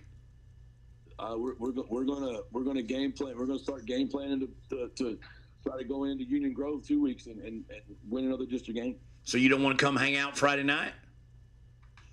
I'm not going to be here. I'm just kidding with you. Oh, dang. I was going to say, man, I'm not counting that out. I got to talk with the boss over here, see what she's got planned. She'll be like, you stay away from that guy. No, I think she got excited too. Oh, okay. Remember, I've always told you I got a face for radio. Well, but see, here's the thing. We stepped up and we're now on YouTube. Okay? Oh, heck yeah. I mean, so like right now, we're on YouTube and Facebook, right? I've got the Sonic logo with the Friday Night Scoreboard and our logo, and then on the opposite corner, I've got the Harleton Wildcats logo. Jim, you guys got it going on, man. I got to check that out. Okay, wait a minute. And then down below, I've got a ticker of scores. You're doing the ticker too. Holy cow. Oh, baby. That's right. We're trying to be big time around here. Dude, yeah, you're like Dave Campbell's. Well, I think I'm better than Dave Campbell because they don't ask personal questions like I do. Yeah, you're right. I try to show people that the coaches are human beings. Yeah, we try to be. That's for sure. Yeah, absolutely. So yeah. All right. Well, since I'm not gonna be here next. I mean, I'm gonna be here, but I'm not gonna be in Texas. I'm gonna be in Pennsylvania next weekend. Oh wow! You gonna check out the fall colors? Well, I'm doing that. Yes, but Tammy has always wanted to see Noah at the Sight and Sound Theater. And Branson, it's not going to show up for Branson in a while. So I got online and said, oh, they got it up in Lancaster, Pennsylvania. So I booked a little secret trip. Didn't tell her until I got it all done. Bing, bang, boom, where you leave Wednesday afternoon and come back late Saturday night. Well, look at you, man. Y'all are going to love that. Lisa and I did get to see it in Branson several years ago. Yeah. And it's an amazing production. Well, if you haven't seen David, go see David because it is phenomenal. Yeah, we hadn't seen that one, so we're going to have to make a Branson trip for that. Yeah, definitely. While you're there, go to Walker's and carry in a trash can lid, a brand new trash can lid, and he'll put the nachos in the trash can lid. They're walking they're walking tacos or walking nachos. They are phenomenal. That is hilarious. All yeah. Right. Yeah, we'll have to remember that one. Yeah, and by the way, a guy put a tattoo on his back of his calf of their logo, and he gets a free walking taco nacho every week for a year. Dude. I'm like, there's no way I would do that. I'm not doing it, but that's a heck of an incentive to get it done. Yeah, it is. But like I said, I ain't doing it. So, Lord. All right. Well, tell everybody I said hello, and congratulations. Enjoy your week off next week as you're game planning for the Union Grove Lions. Almost called them something else, but yeah, the Lions. And we're going to get after it. All right. You take care of it. We'll take care of you, and we'll call you back next week. All right? All right. Appreciate y'all, Jim. Have a good one. All right. You too, Coach. All right. All right, bye. There goes the athletic director, head football coach of the Harleton Wildcats. I loved it. So congratulations to them. They're 2-2 in district play. This is his first year over there. So, get them back in the playoffs, that'd be a big thing. So we're wishing the best for him. There's no doubt about it. But Coach Eric Durati over there, and no, there's no way I'm putting a tattoo on Blaine. No way, brother. I'm not knocking him. Oh, there's Coach Maines. Let's go. Coach Maines is calling. Let's go to the phone line. I'm excited about this because while he's waiting for me to bring him in, I got to throw his logo on the screen. There it is. That's right. We got the Elysian Field Yellow Jackets on the phone line. Coach Bo Maines, what's going on, Coach? Not much, man. How are you? No. How are you? No, the question is, how are you? Oh, I'm 7-0. I couldn't be better, right? I couldn't be better. That's right. Took care of business on the road tonight. Defense pitches a shutout. You guys rack up 32 points, 32-0, and 7-0. Yeah, we started off slow. The thing that the kids learned tonight is that adversity strikes everybody all the time, and we really honestly did not play very well at all at very many points, but everybody kind of fought back from that, and that's always something you learn and you grow from. I mean, you grow as the season goes, and you're dynamic and you change, and tonight definitely will be something we'll look at the film and try to grow from it for sure. Absolutely. So I know that you look at the schedule and you go one game at a time, GM, one game at a time. So next week you're taking on Ore City at home, and then you've got Wascom on the road, who took one, got one away from them tonight. I think it was Beckville that beat them. Beckville. Yeah, 45-34. You've already taken care of Beckville yourself. And so you've got, like I said, Ore City, Wascom, and then Harleton at the end there. So, I mean, I'm not going to put the cart before the horse, but, I mean, you take care of business, it's going to take care of itself, like you said. Even with adversity hitting tonight, that may make you a better team from that.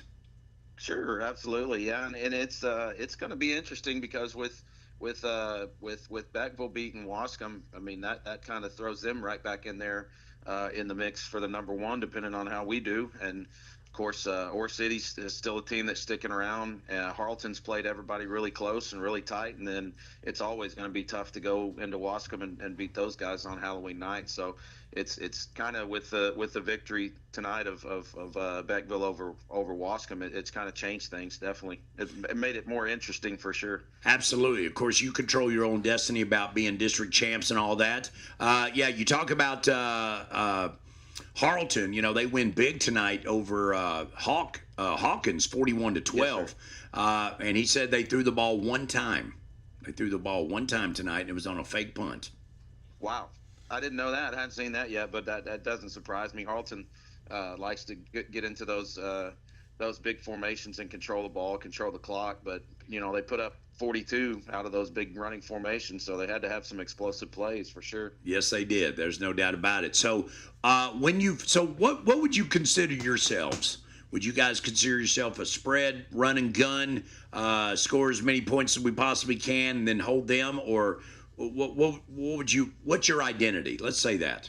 I would say probably power spread, and that's what we're trying to do. But as you and I have talked, sometimes we have a lot of weapons, and so most nights it's just what works. Of course, Nunu Kennedy's usually always working, but we see the other pieces and what the other pieces are doing, and a lot of that dictates what we do offensively.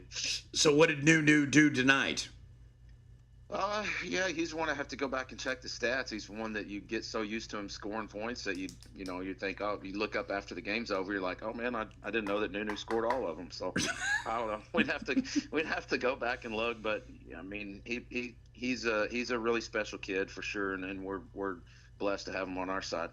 Well, I'm gonna tell you this, Coach Maines. We've never met in person. I like your attitude, and I can see why you're 7-0. The kids have bought in because I've bought in just because of our conversations.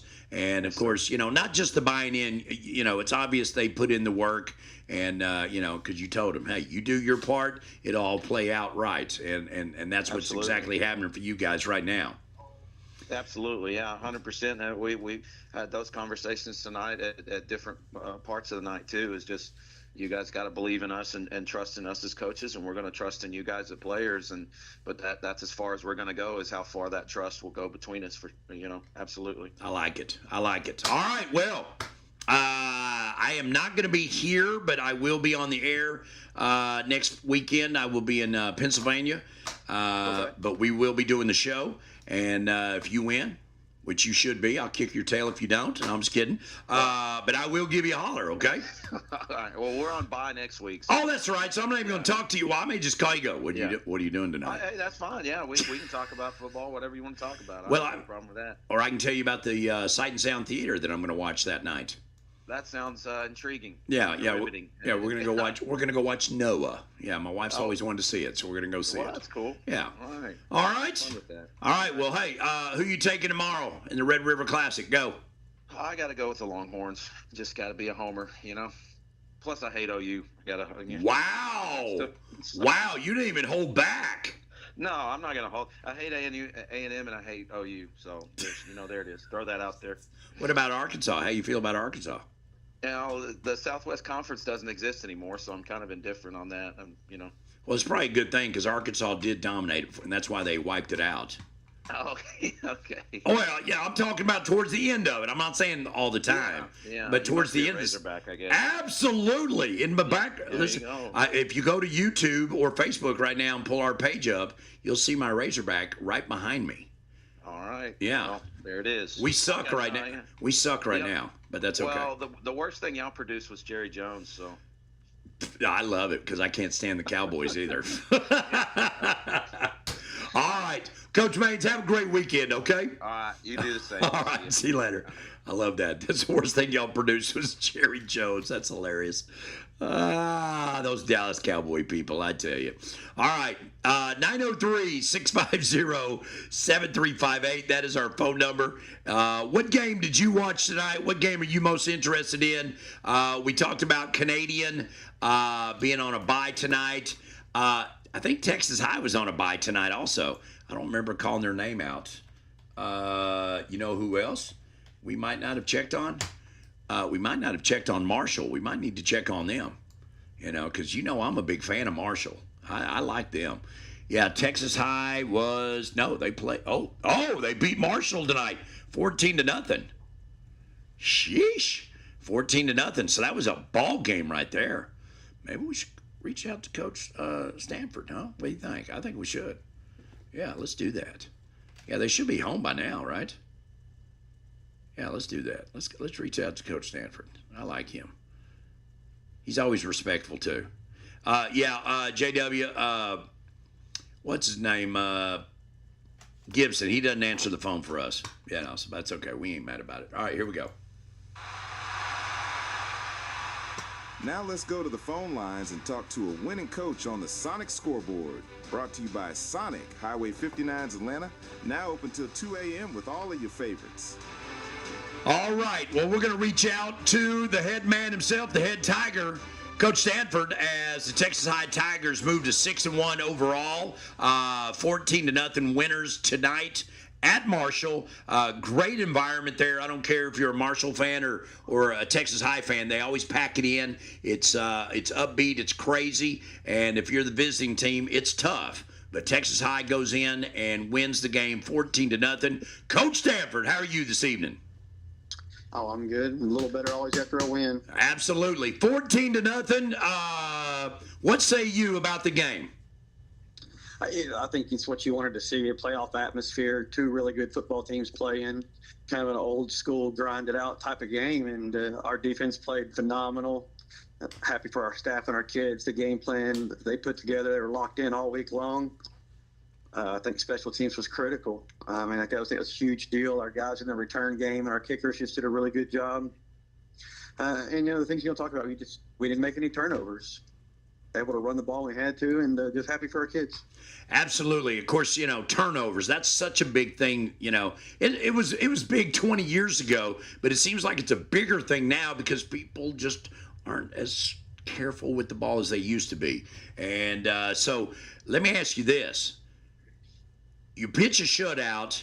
Did you feel like your offense might not have been clicking, or do you give credit to Marshall for their defensive play? What say you on that? No, just Marshall's defense. I mean, they played great all year long. Yeah. There's nothing they haven't done. I mean, they've got really good football players and a good coaching staff, and we missed a couple of things here and there, but it wasn't out of a lack of execution. It was just a miss here or there, just barely, long throw. But really proud of our kids and just their effort to keep sticking with it and not getting frustrated, finishing up a win. Absolutely. Of course, Marshall, like you said, playoff atmosphere. Those guys from Marshall, they just don't like us over this way for some reason, but they just have to get over that. But I love the coach over there. He seems like a stand-up guy, and I think he's done a good job since he's taken over there. And but I know that you and the Texas High Tigers are just like, here we are. We're just going to keep going one game at a time. And, of course, next week you're going to be back at home at Grimm Stadium taking on the Mount Pleasant Tigers. Yeah, I mean, I think they're one of the top defenses in the state, if not for sure in our district. They've proven that week in and week out. They played a tough game last week, 7-3 with Marshall. So it's going to be kind of the same deal. We've got to come in ready to play. Absolutely. And, of course, they played a pretty good little non-district schedule. I mean, people are just kind of, saying, yeah, Lindale's out there, but Lindale's pretty good this year. Yeah, I mean, Martin Pleasant's got a good football team. I mean, our district top to bottom's got a lot of parity in it. Yes. There, and so there's going to be a lot of football games left. Yeah, let's see. I think it was Nacogdoches and Hallsville, 21-20 was the final tonight. Yeah, I mean, you saw some really close scores, some good games, and with 4 weeks to go, we've got 3 games left. We've got to get ready to be playing our best football. That's exactly right. Well, I do want to remind everybody that the Texas High Tigers will be at home next week taking on the Mount Pleasant Tigers. It's a battle of the Tigers at Grimm Stadium, and kickoff is at 7 o'clock, correct? Yeah, it'll be rocking out there at 7:30. Okay. Homecoming, and be a big crowd and good atmosphere and 2 really good football teams. I love that you guys do homecoming, late in the year. I'm not going to lie to you. I love it because everybody used to do homecoming during district play or conference play, depending on what state you're in. But now people are doing it pre-district and all that kind of stuff. But you guys are doing it the old school way, and I love it. Man, we got great weather, great fans. It'll be a sold-out game, and we're looking forward to it. Absolutely. Hey, Coach, always a pleasure to you. Who you taking tomorrow in the Red River Classic? Man, I'd love to see Texas win. Okay, all right. Well, I'm gonna go with OU just because. All right. Okay. Well, hey, have a great weekend, brother. Thanks, man. All right, appreciate you. All right, there he goes, Coach Stanford. Great guy. Always a pleasure to talk to. And those Texas High Tigers, they just keep on winning. I'm telling you, 6-1 overall and 3-0 in district play. And they deserve what they get because they put in the time. They put in the work. These kids stay loyal to the program, and he and his coaching staff do a bang-up job. So, yeah, go T-High. I love when people say that to you, too. So there you go. All right. Well, we are going to get ready to take a break. And for the 12 o'clock hour, I said I was going to shut it down at 12, but, man, we're just rolling so good right now. I do want to say good evening to Renee, Stephanie, Melissa, Francis, and who else? Letitia. All right. And I think did they play tonight? Jimmy? Well, I don't remember if they did or did not, but we'll find out real quick. All right. Let's see. They did. They played center. Good gravy. 60-14. We'll see if they're home yet. All right. Let's give it a shot. All right. And let's do that. All right. Let's do it. Let's do it. All right. So this is great radio when I do this kind of stuff. Oop, oop, oop. All right. There he is. All right. We're going to call him right now. Here we go. Love it. Now let's go to the phone lines and talk to a winning coach on the Sonic Scoreboard. Brought to you by Sonic, Highway 59's Atlanta. Now open till 2 a.m. with all of your favorites. All right. We're reaching out to the athletic director, head football coach of the Carthage Bulldogs, now 6-0 overall. And, of course, 1-0 in district plays. They started district tonight. We're on the road at center. And they took care of business 60-14. The defensive coordinator did his part. The OC did his part. It looks like a solid victory for the Carthage Bulldogs. Let's go to the phone line now and talk to Coach Scott Surratt. Good evening, Coach. What's going on? What's going on, Jim? How you doing? Man, I'm good. You doing good? Yes, sir. All right. You guys back home yet? We are home. Shorter trip. Okay, well, good. After last week, I bet you're glad to be, home this early.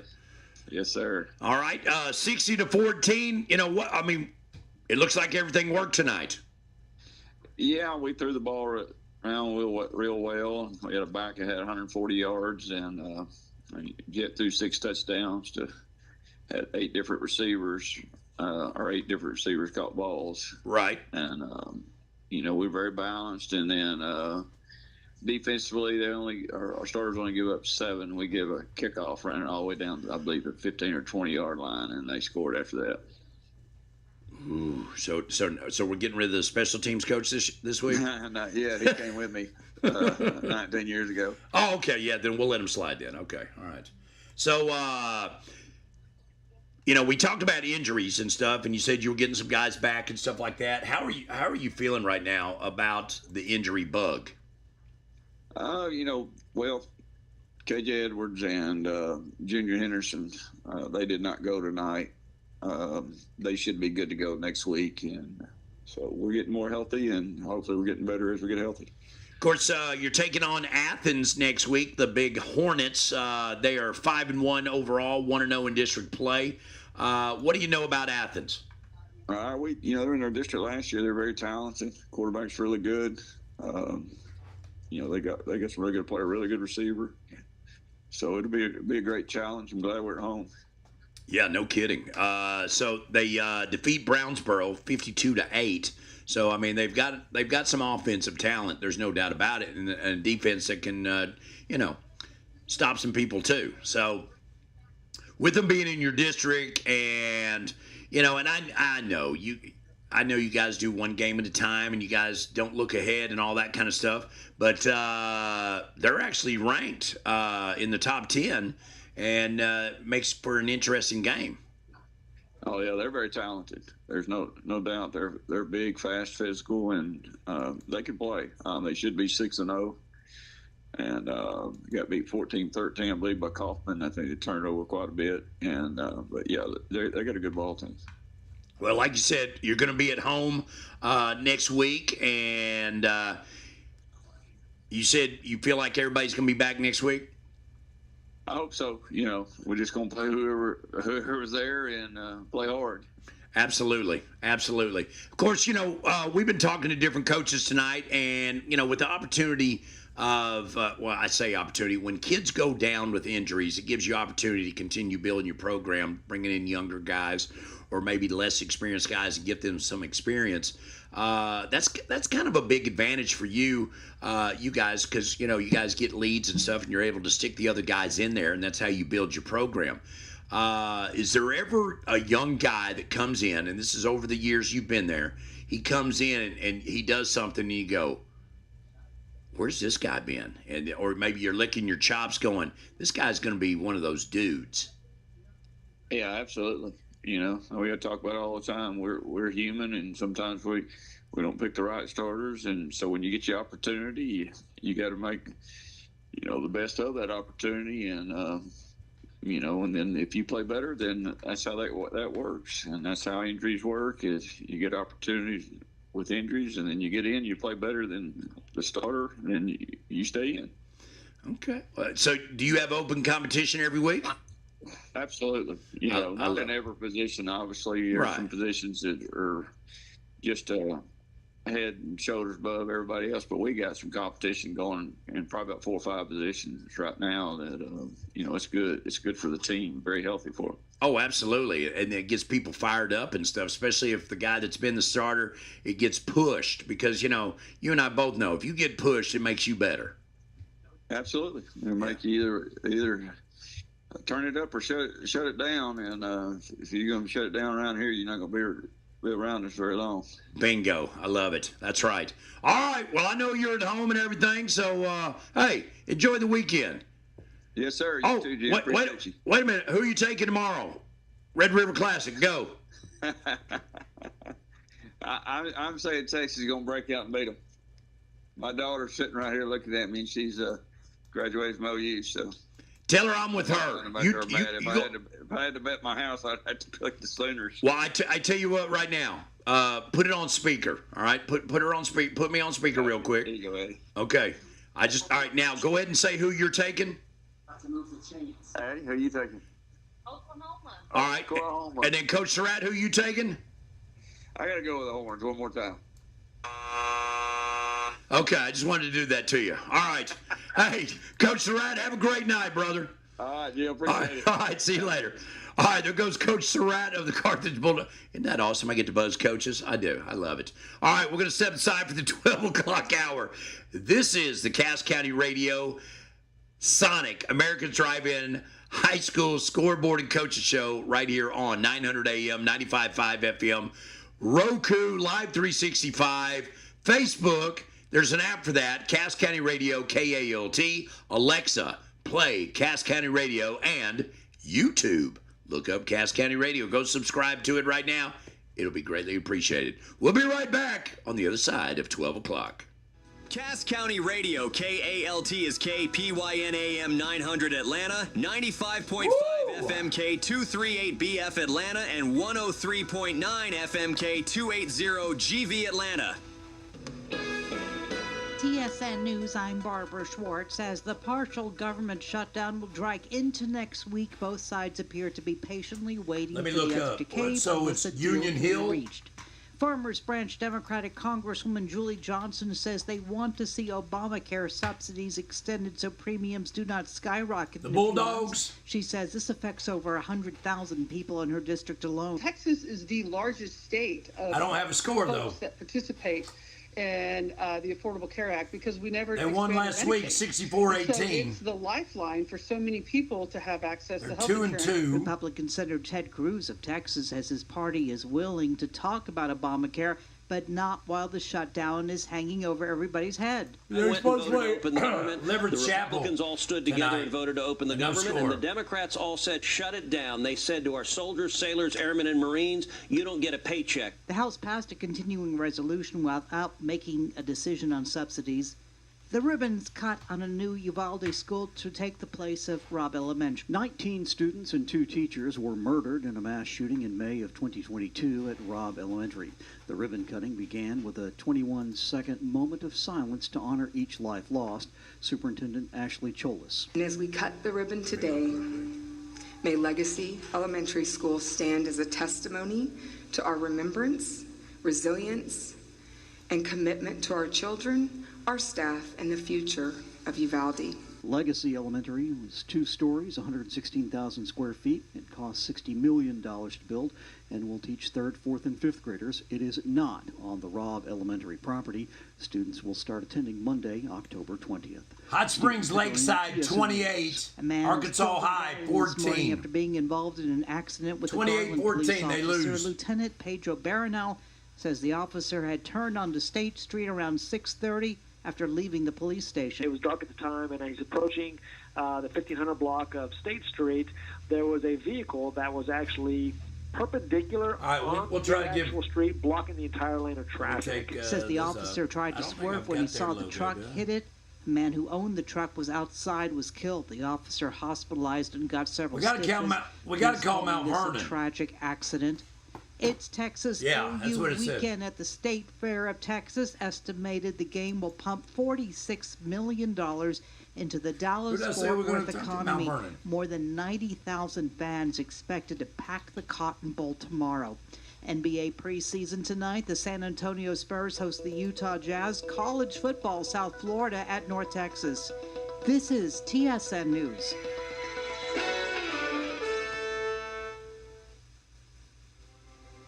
Whatever you're facing, whatever you're struggling with, the 988 Suicide and Crisis Lifeline can help.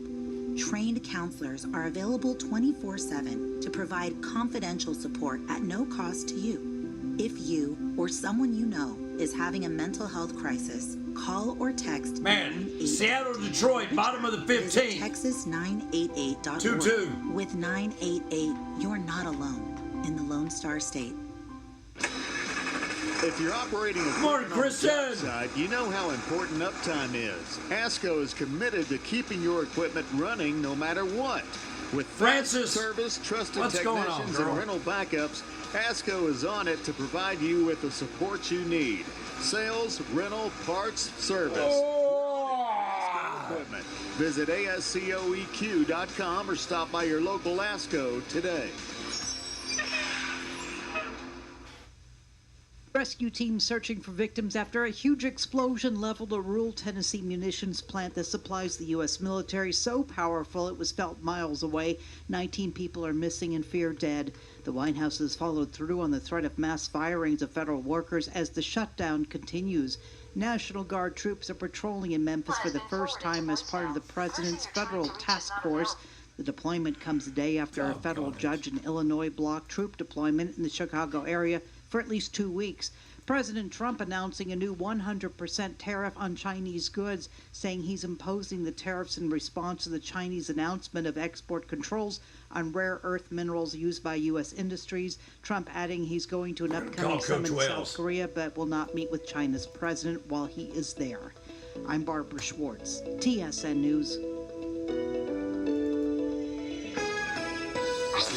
Your daily dose of fresh hits. That's right. Delivered non-stop. Right here. Right now. On your favorite hit music station. Cass County Radio. KALT AM 900 and 95.5 FM.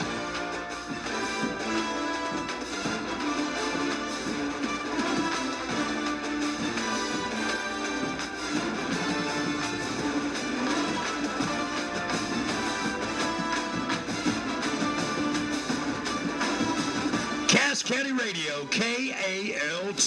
This is the Sonic America's Drive-In High School Scoreboard and Coaches Show. We've had a packed couple of hours already, and these coaches don't sleep. What are you talking about? Some of these people are like, Jim, what are you doing calling them this late? It's because they're still up, man. They're still thinking. Even in a win, they're thinking about their games. And, of course, this gentleman himself is probably still up himself. Coach Sam Wells from Troop, the athletic director, head football coach, now 7-0 with a big win tonight, 60-0 over Winona. Coach Wells, what's going on?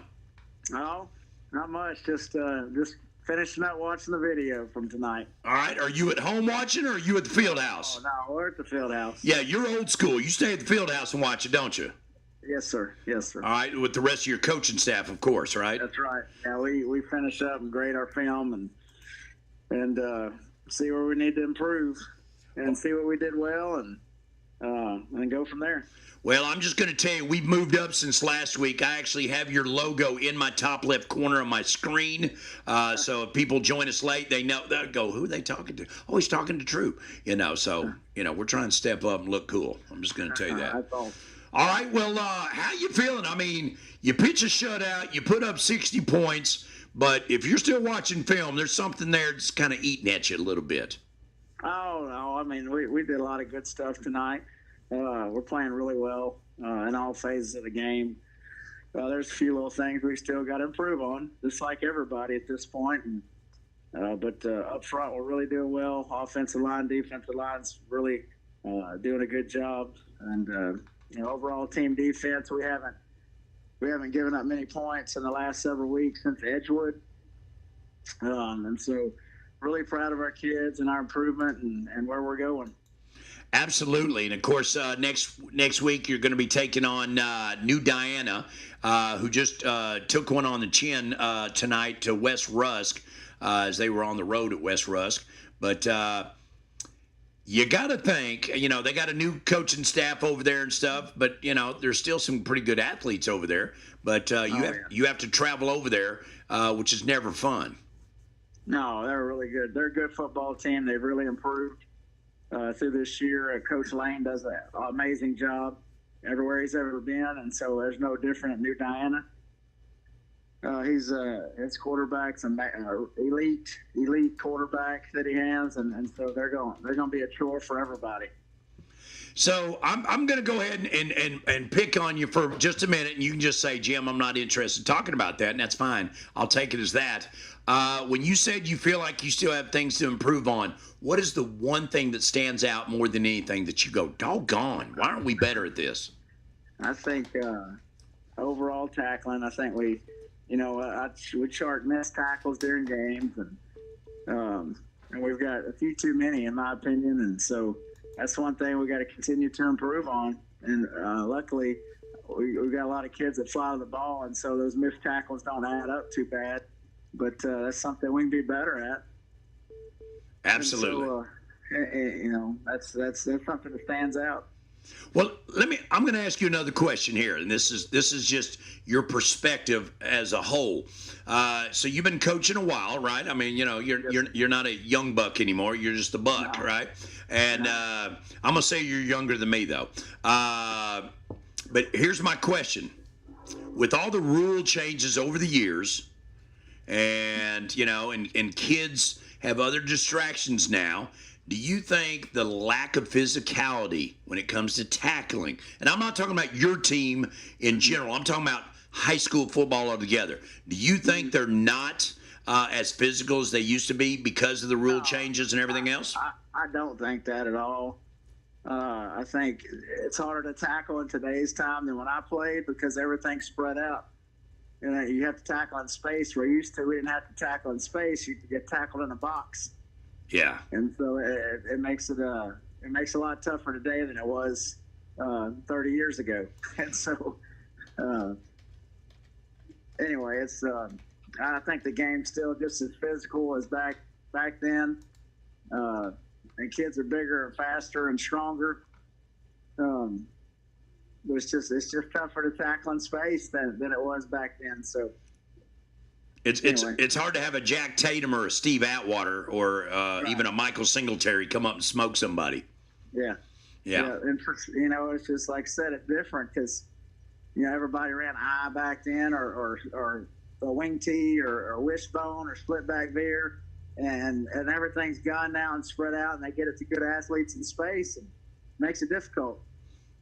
That's a great answer. I'm just going to go ahead and throw that out there. That's why you do what you do, and that's why I do what I do. I ask the good questions. You come back with a great answer back. So that's good stuff. All right. So next week, you guys are squaring off, and I am not going to be here, but I am going to be broadcasting. I'll be broadcasting from Pennsylvania, so I'll be calling you from up there. Yeah, I'm taking my wife to a little trip. Because it's all right. That's awesome. Yeah, that's how I stay out of the doghouse. You know what I mean? Yeah. So, but anyway, you guys are going to be, like I said, traveling to New Diana, and so you'll have a little bit of a trip drive home, so it'll give me time to, get squared away and get with you. Okay? Yeah, absolutely. All right. Looking forward to it. All right, you take care of business, and we'll talk. All right? All right, appreciate you. All right, appreciate you, Coach Wells. All right. Okay, bye-bye. All right, well, that's Coach Wells of the Troop Tigers, now 7-0 district play and ranked number 6 in their respective classification. All right, we had another call come in, and so we're going to jump right over there and do this. Now let's go to the phone lines and talk to a winning coach on the Sonic Scoreboard. Brought to you by Sonic, Highway 59's Atlanta. Now open till 2 a.m. with all of your favorites. All right, we're reaching out to the athletic director, head football coach of the Mount Vernon Tigers, Coach Tim McLean. What's going on, Coach? How are you? I'm good. How are you? I'm great. I mean, you're doing better than I am. I mean, you're 5-2 overall, 3-0 in district play. Big win tonight at home, 64-19. The defense played well enough, but the offense definitely carried it through. Well, we didn't at first. Rains did a really good job of coming out hot, and they put up 12 quick points on us. And we were fortunate enough to kind of wake up and get back to playing Mount Vernon football, and we put up 57 unanswered, and that was kind of that. Nice. Well, let me tell you that. Let me ask you this then. So you're telling me you were down 12-7. 12-0. 12-0. Okay. So, okay, I got you because they scored another. Okay, I got you. So you're down 12-0. So did you take a timeout and just, rattle them and chew them out or ask them what was wrong with them or what did you do? Did you keep your composure? We just kind of had a conversation of, we told you this is exactly what to expect, and hopefully we're awake now, and as soon as you guys would like to join us, we'll go back to playing winning football, and everything will be And defense got to stop. Offense went out there, and we began to run the football consistently, and we righted that ship of emotions. And at the end of the day, when the smoke settles and, you know, all the new wrinkles of a game plan are used and executed and adjustments are made, you still got to get back to playing the consistent style of football that has brought you to this point in the season. And when we woke up and started doing that, things turned. So when you say, would you like to join us? Man, I felt that when you said that. You know, we opened District 2-0, and, you know, people are telling us that we've done good things, and, you know, we've got this going for us. And I think that the kids heard a little bit too much of that. And so it's like Mike Tyson says, everybody's got a plan until they get punched in the mouth. Fortunately, we responded the right way. I like that. That's good. All right, I just fixed your logo. So we're putting the school logos in the top left corner when we bring you guys on to interview. We're trying to be big time around here and everything. It was kind of big, and so I got it shrunk down just enough where everybody can see it perfect. So, of course, once again, I'm on the phone with Coach Tim McLean of the Mount Vernon Tigers, 5-2 overall, 3-0 in district play. So next week, you got a pretty big game coming up.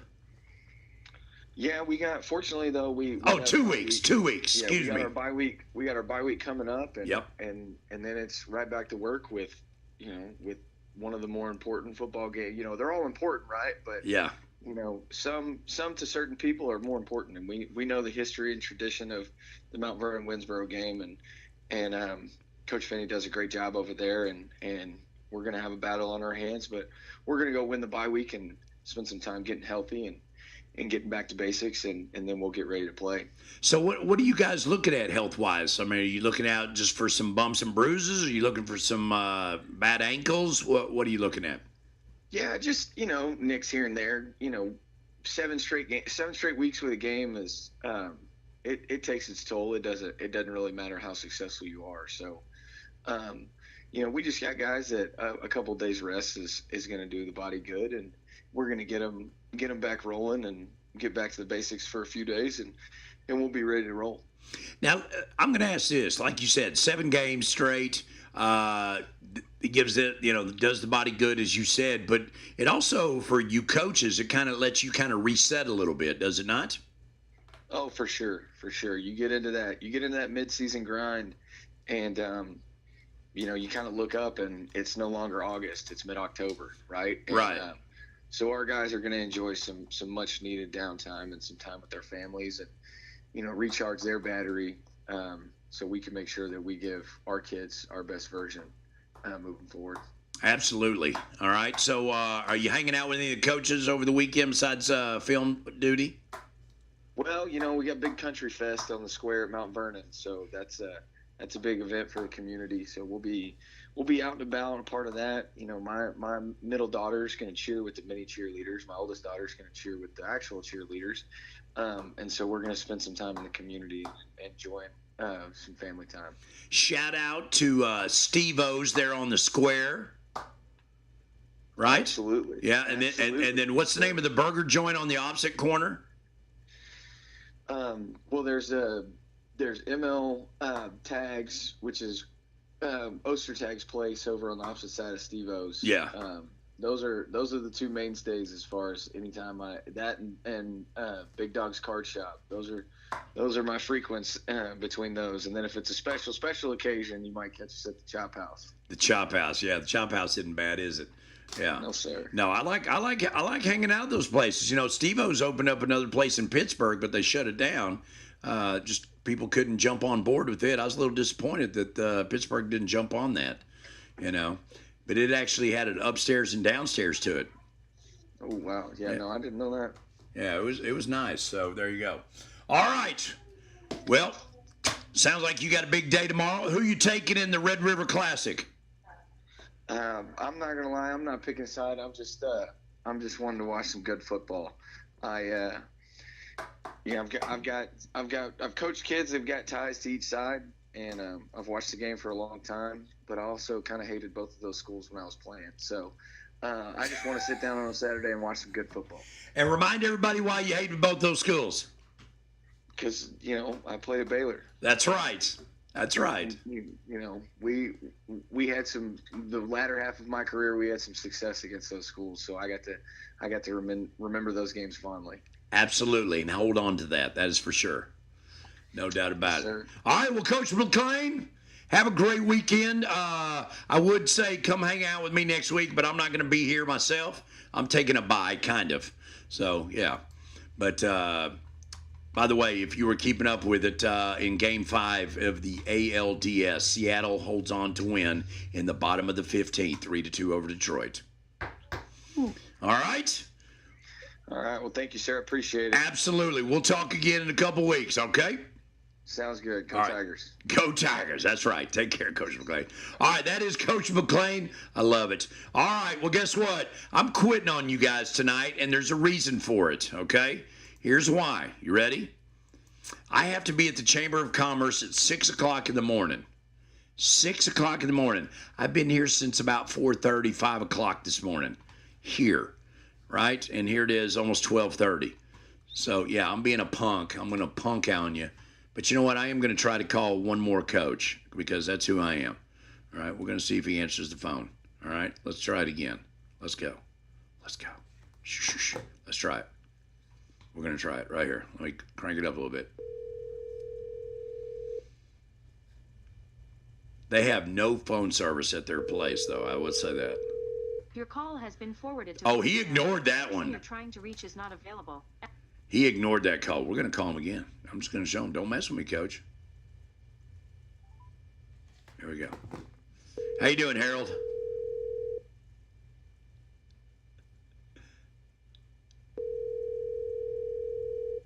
That's 2 rings. All right. Your call has been forwarded to voicemail. See, that's called ignore right there. He's hitting ignore. He's like, dude, I'm trying to sleep. All right. Well, he's a punk. We'll just tell him that right there. I'm going to text him. I'm going to text him right now. You think I'm not? Watch this.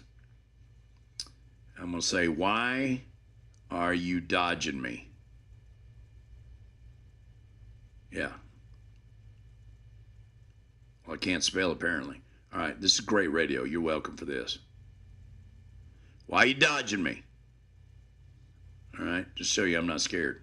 I text him, see? Why are you dodging me? All right, boom. And I'm sending it. There you go. There we go. All right, so we got it. So with that, guess what? Makers Market tomorrow morning, 9 to 2, downtown Atlanta. Atlanta Lions Club. Stephen Smith Memorial Cruise Inn. It's going to be classic cars. There's going to be a 50-50 pot for that side, for the cars that are coming, but there's also going to be a 50-50 pot for the public. All right? I'm inviting anybody that can hear my voice downtown Atlanta. So you heard everybody else is doing stuff. We're doing stuff too. The Makers Market and the Atlanta Lions Club annual Stephen Smith Memorial Cruise Inn. Be there, be square, 9 to 2. I have to be there at 6 to set up barricades and cones. Then I'm running over to Bick. I do want to invite anybody else that can hear my voice on that. 807 Holly Street. We eat at 8:30. This is a 2-year anniversary. We've been doing this for 2 years on Saturdays. And so I'm inviting anybody that can hear me on that. All right? All right. So with that, I'm going to call it a night. Go home. Get a shower. Go to bed. And all that. Okay? And, that's a bright light right there. All right. Well, that's okay. But with that, we are going to, I don't know what that's doing. But it's okay. We ain't mad about it, are we? Right? Okay. So with that, we're going to call it a night, and I hope everybody has a great weekend. Hope to see you at Makers Market. I'll be selling sausage on a stick. My big mouth will be rolling, of course, because that's what I do. And you guys are awesome. I appreciate you hanging out with me, and sure do like our coaches to hang out too, right? All right. So with that, I'll pop on tomorrow at the Makers Market. But I will also be back here on Monday, 7 to 9 in the morning for the Cass County Trading Post, right here on Cass County Radio, KALT. Take care. God bless. See you next time.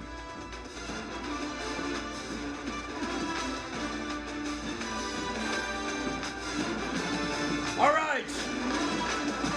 Everybody be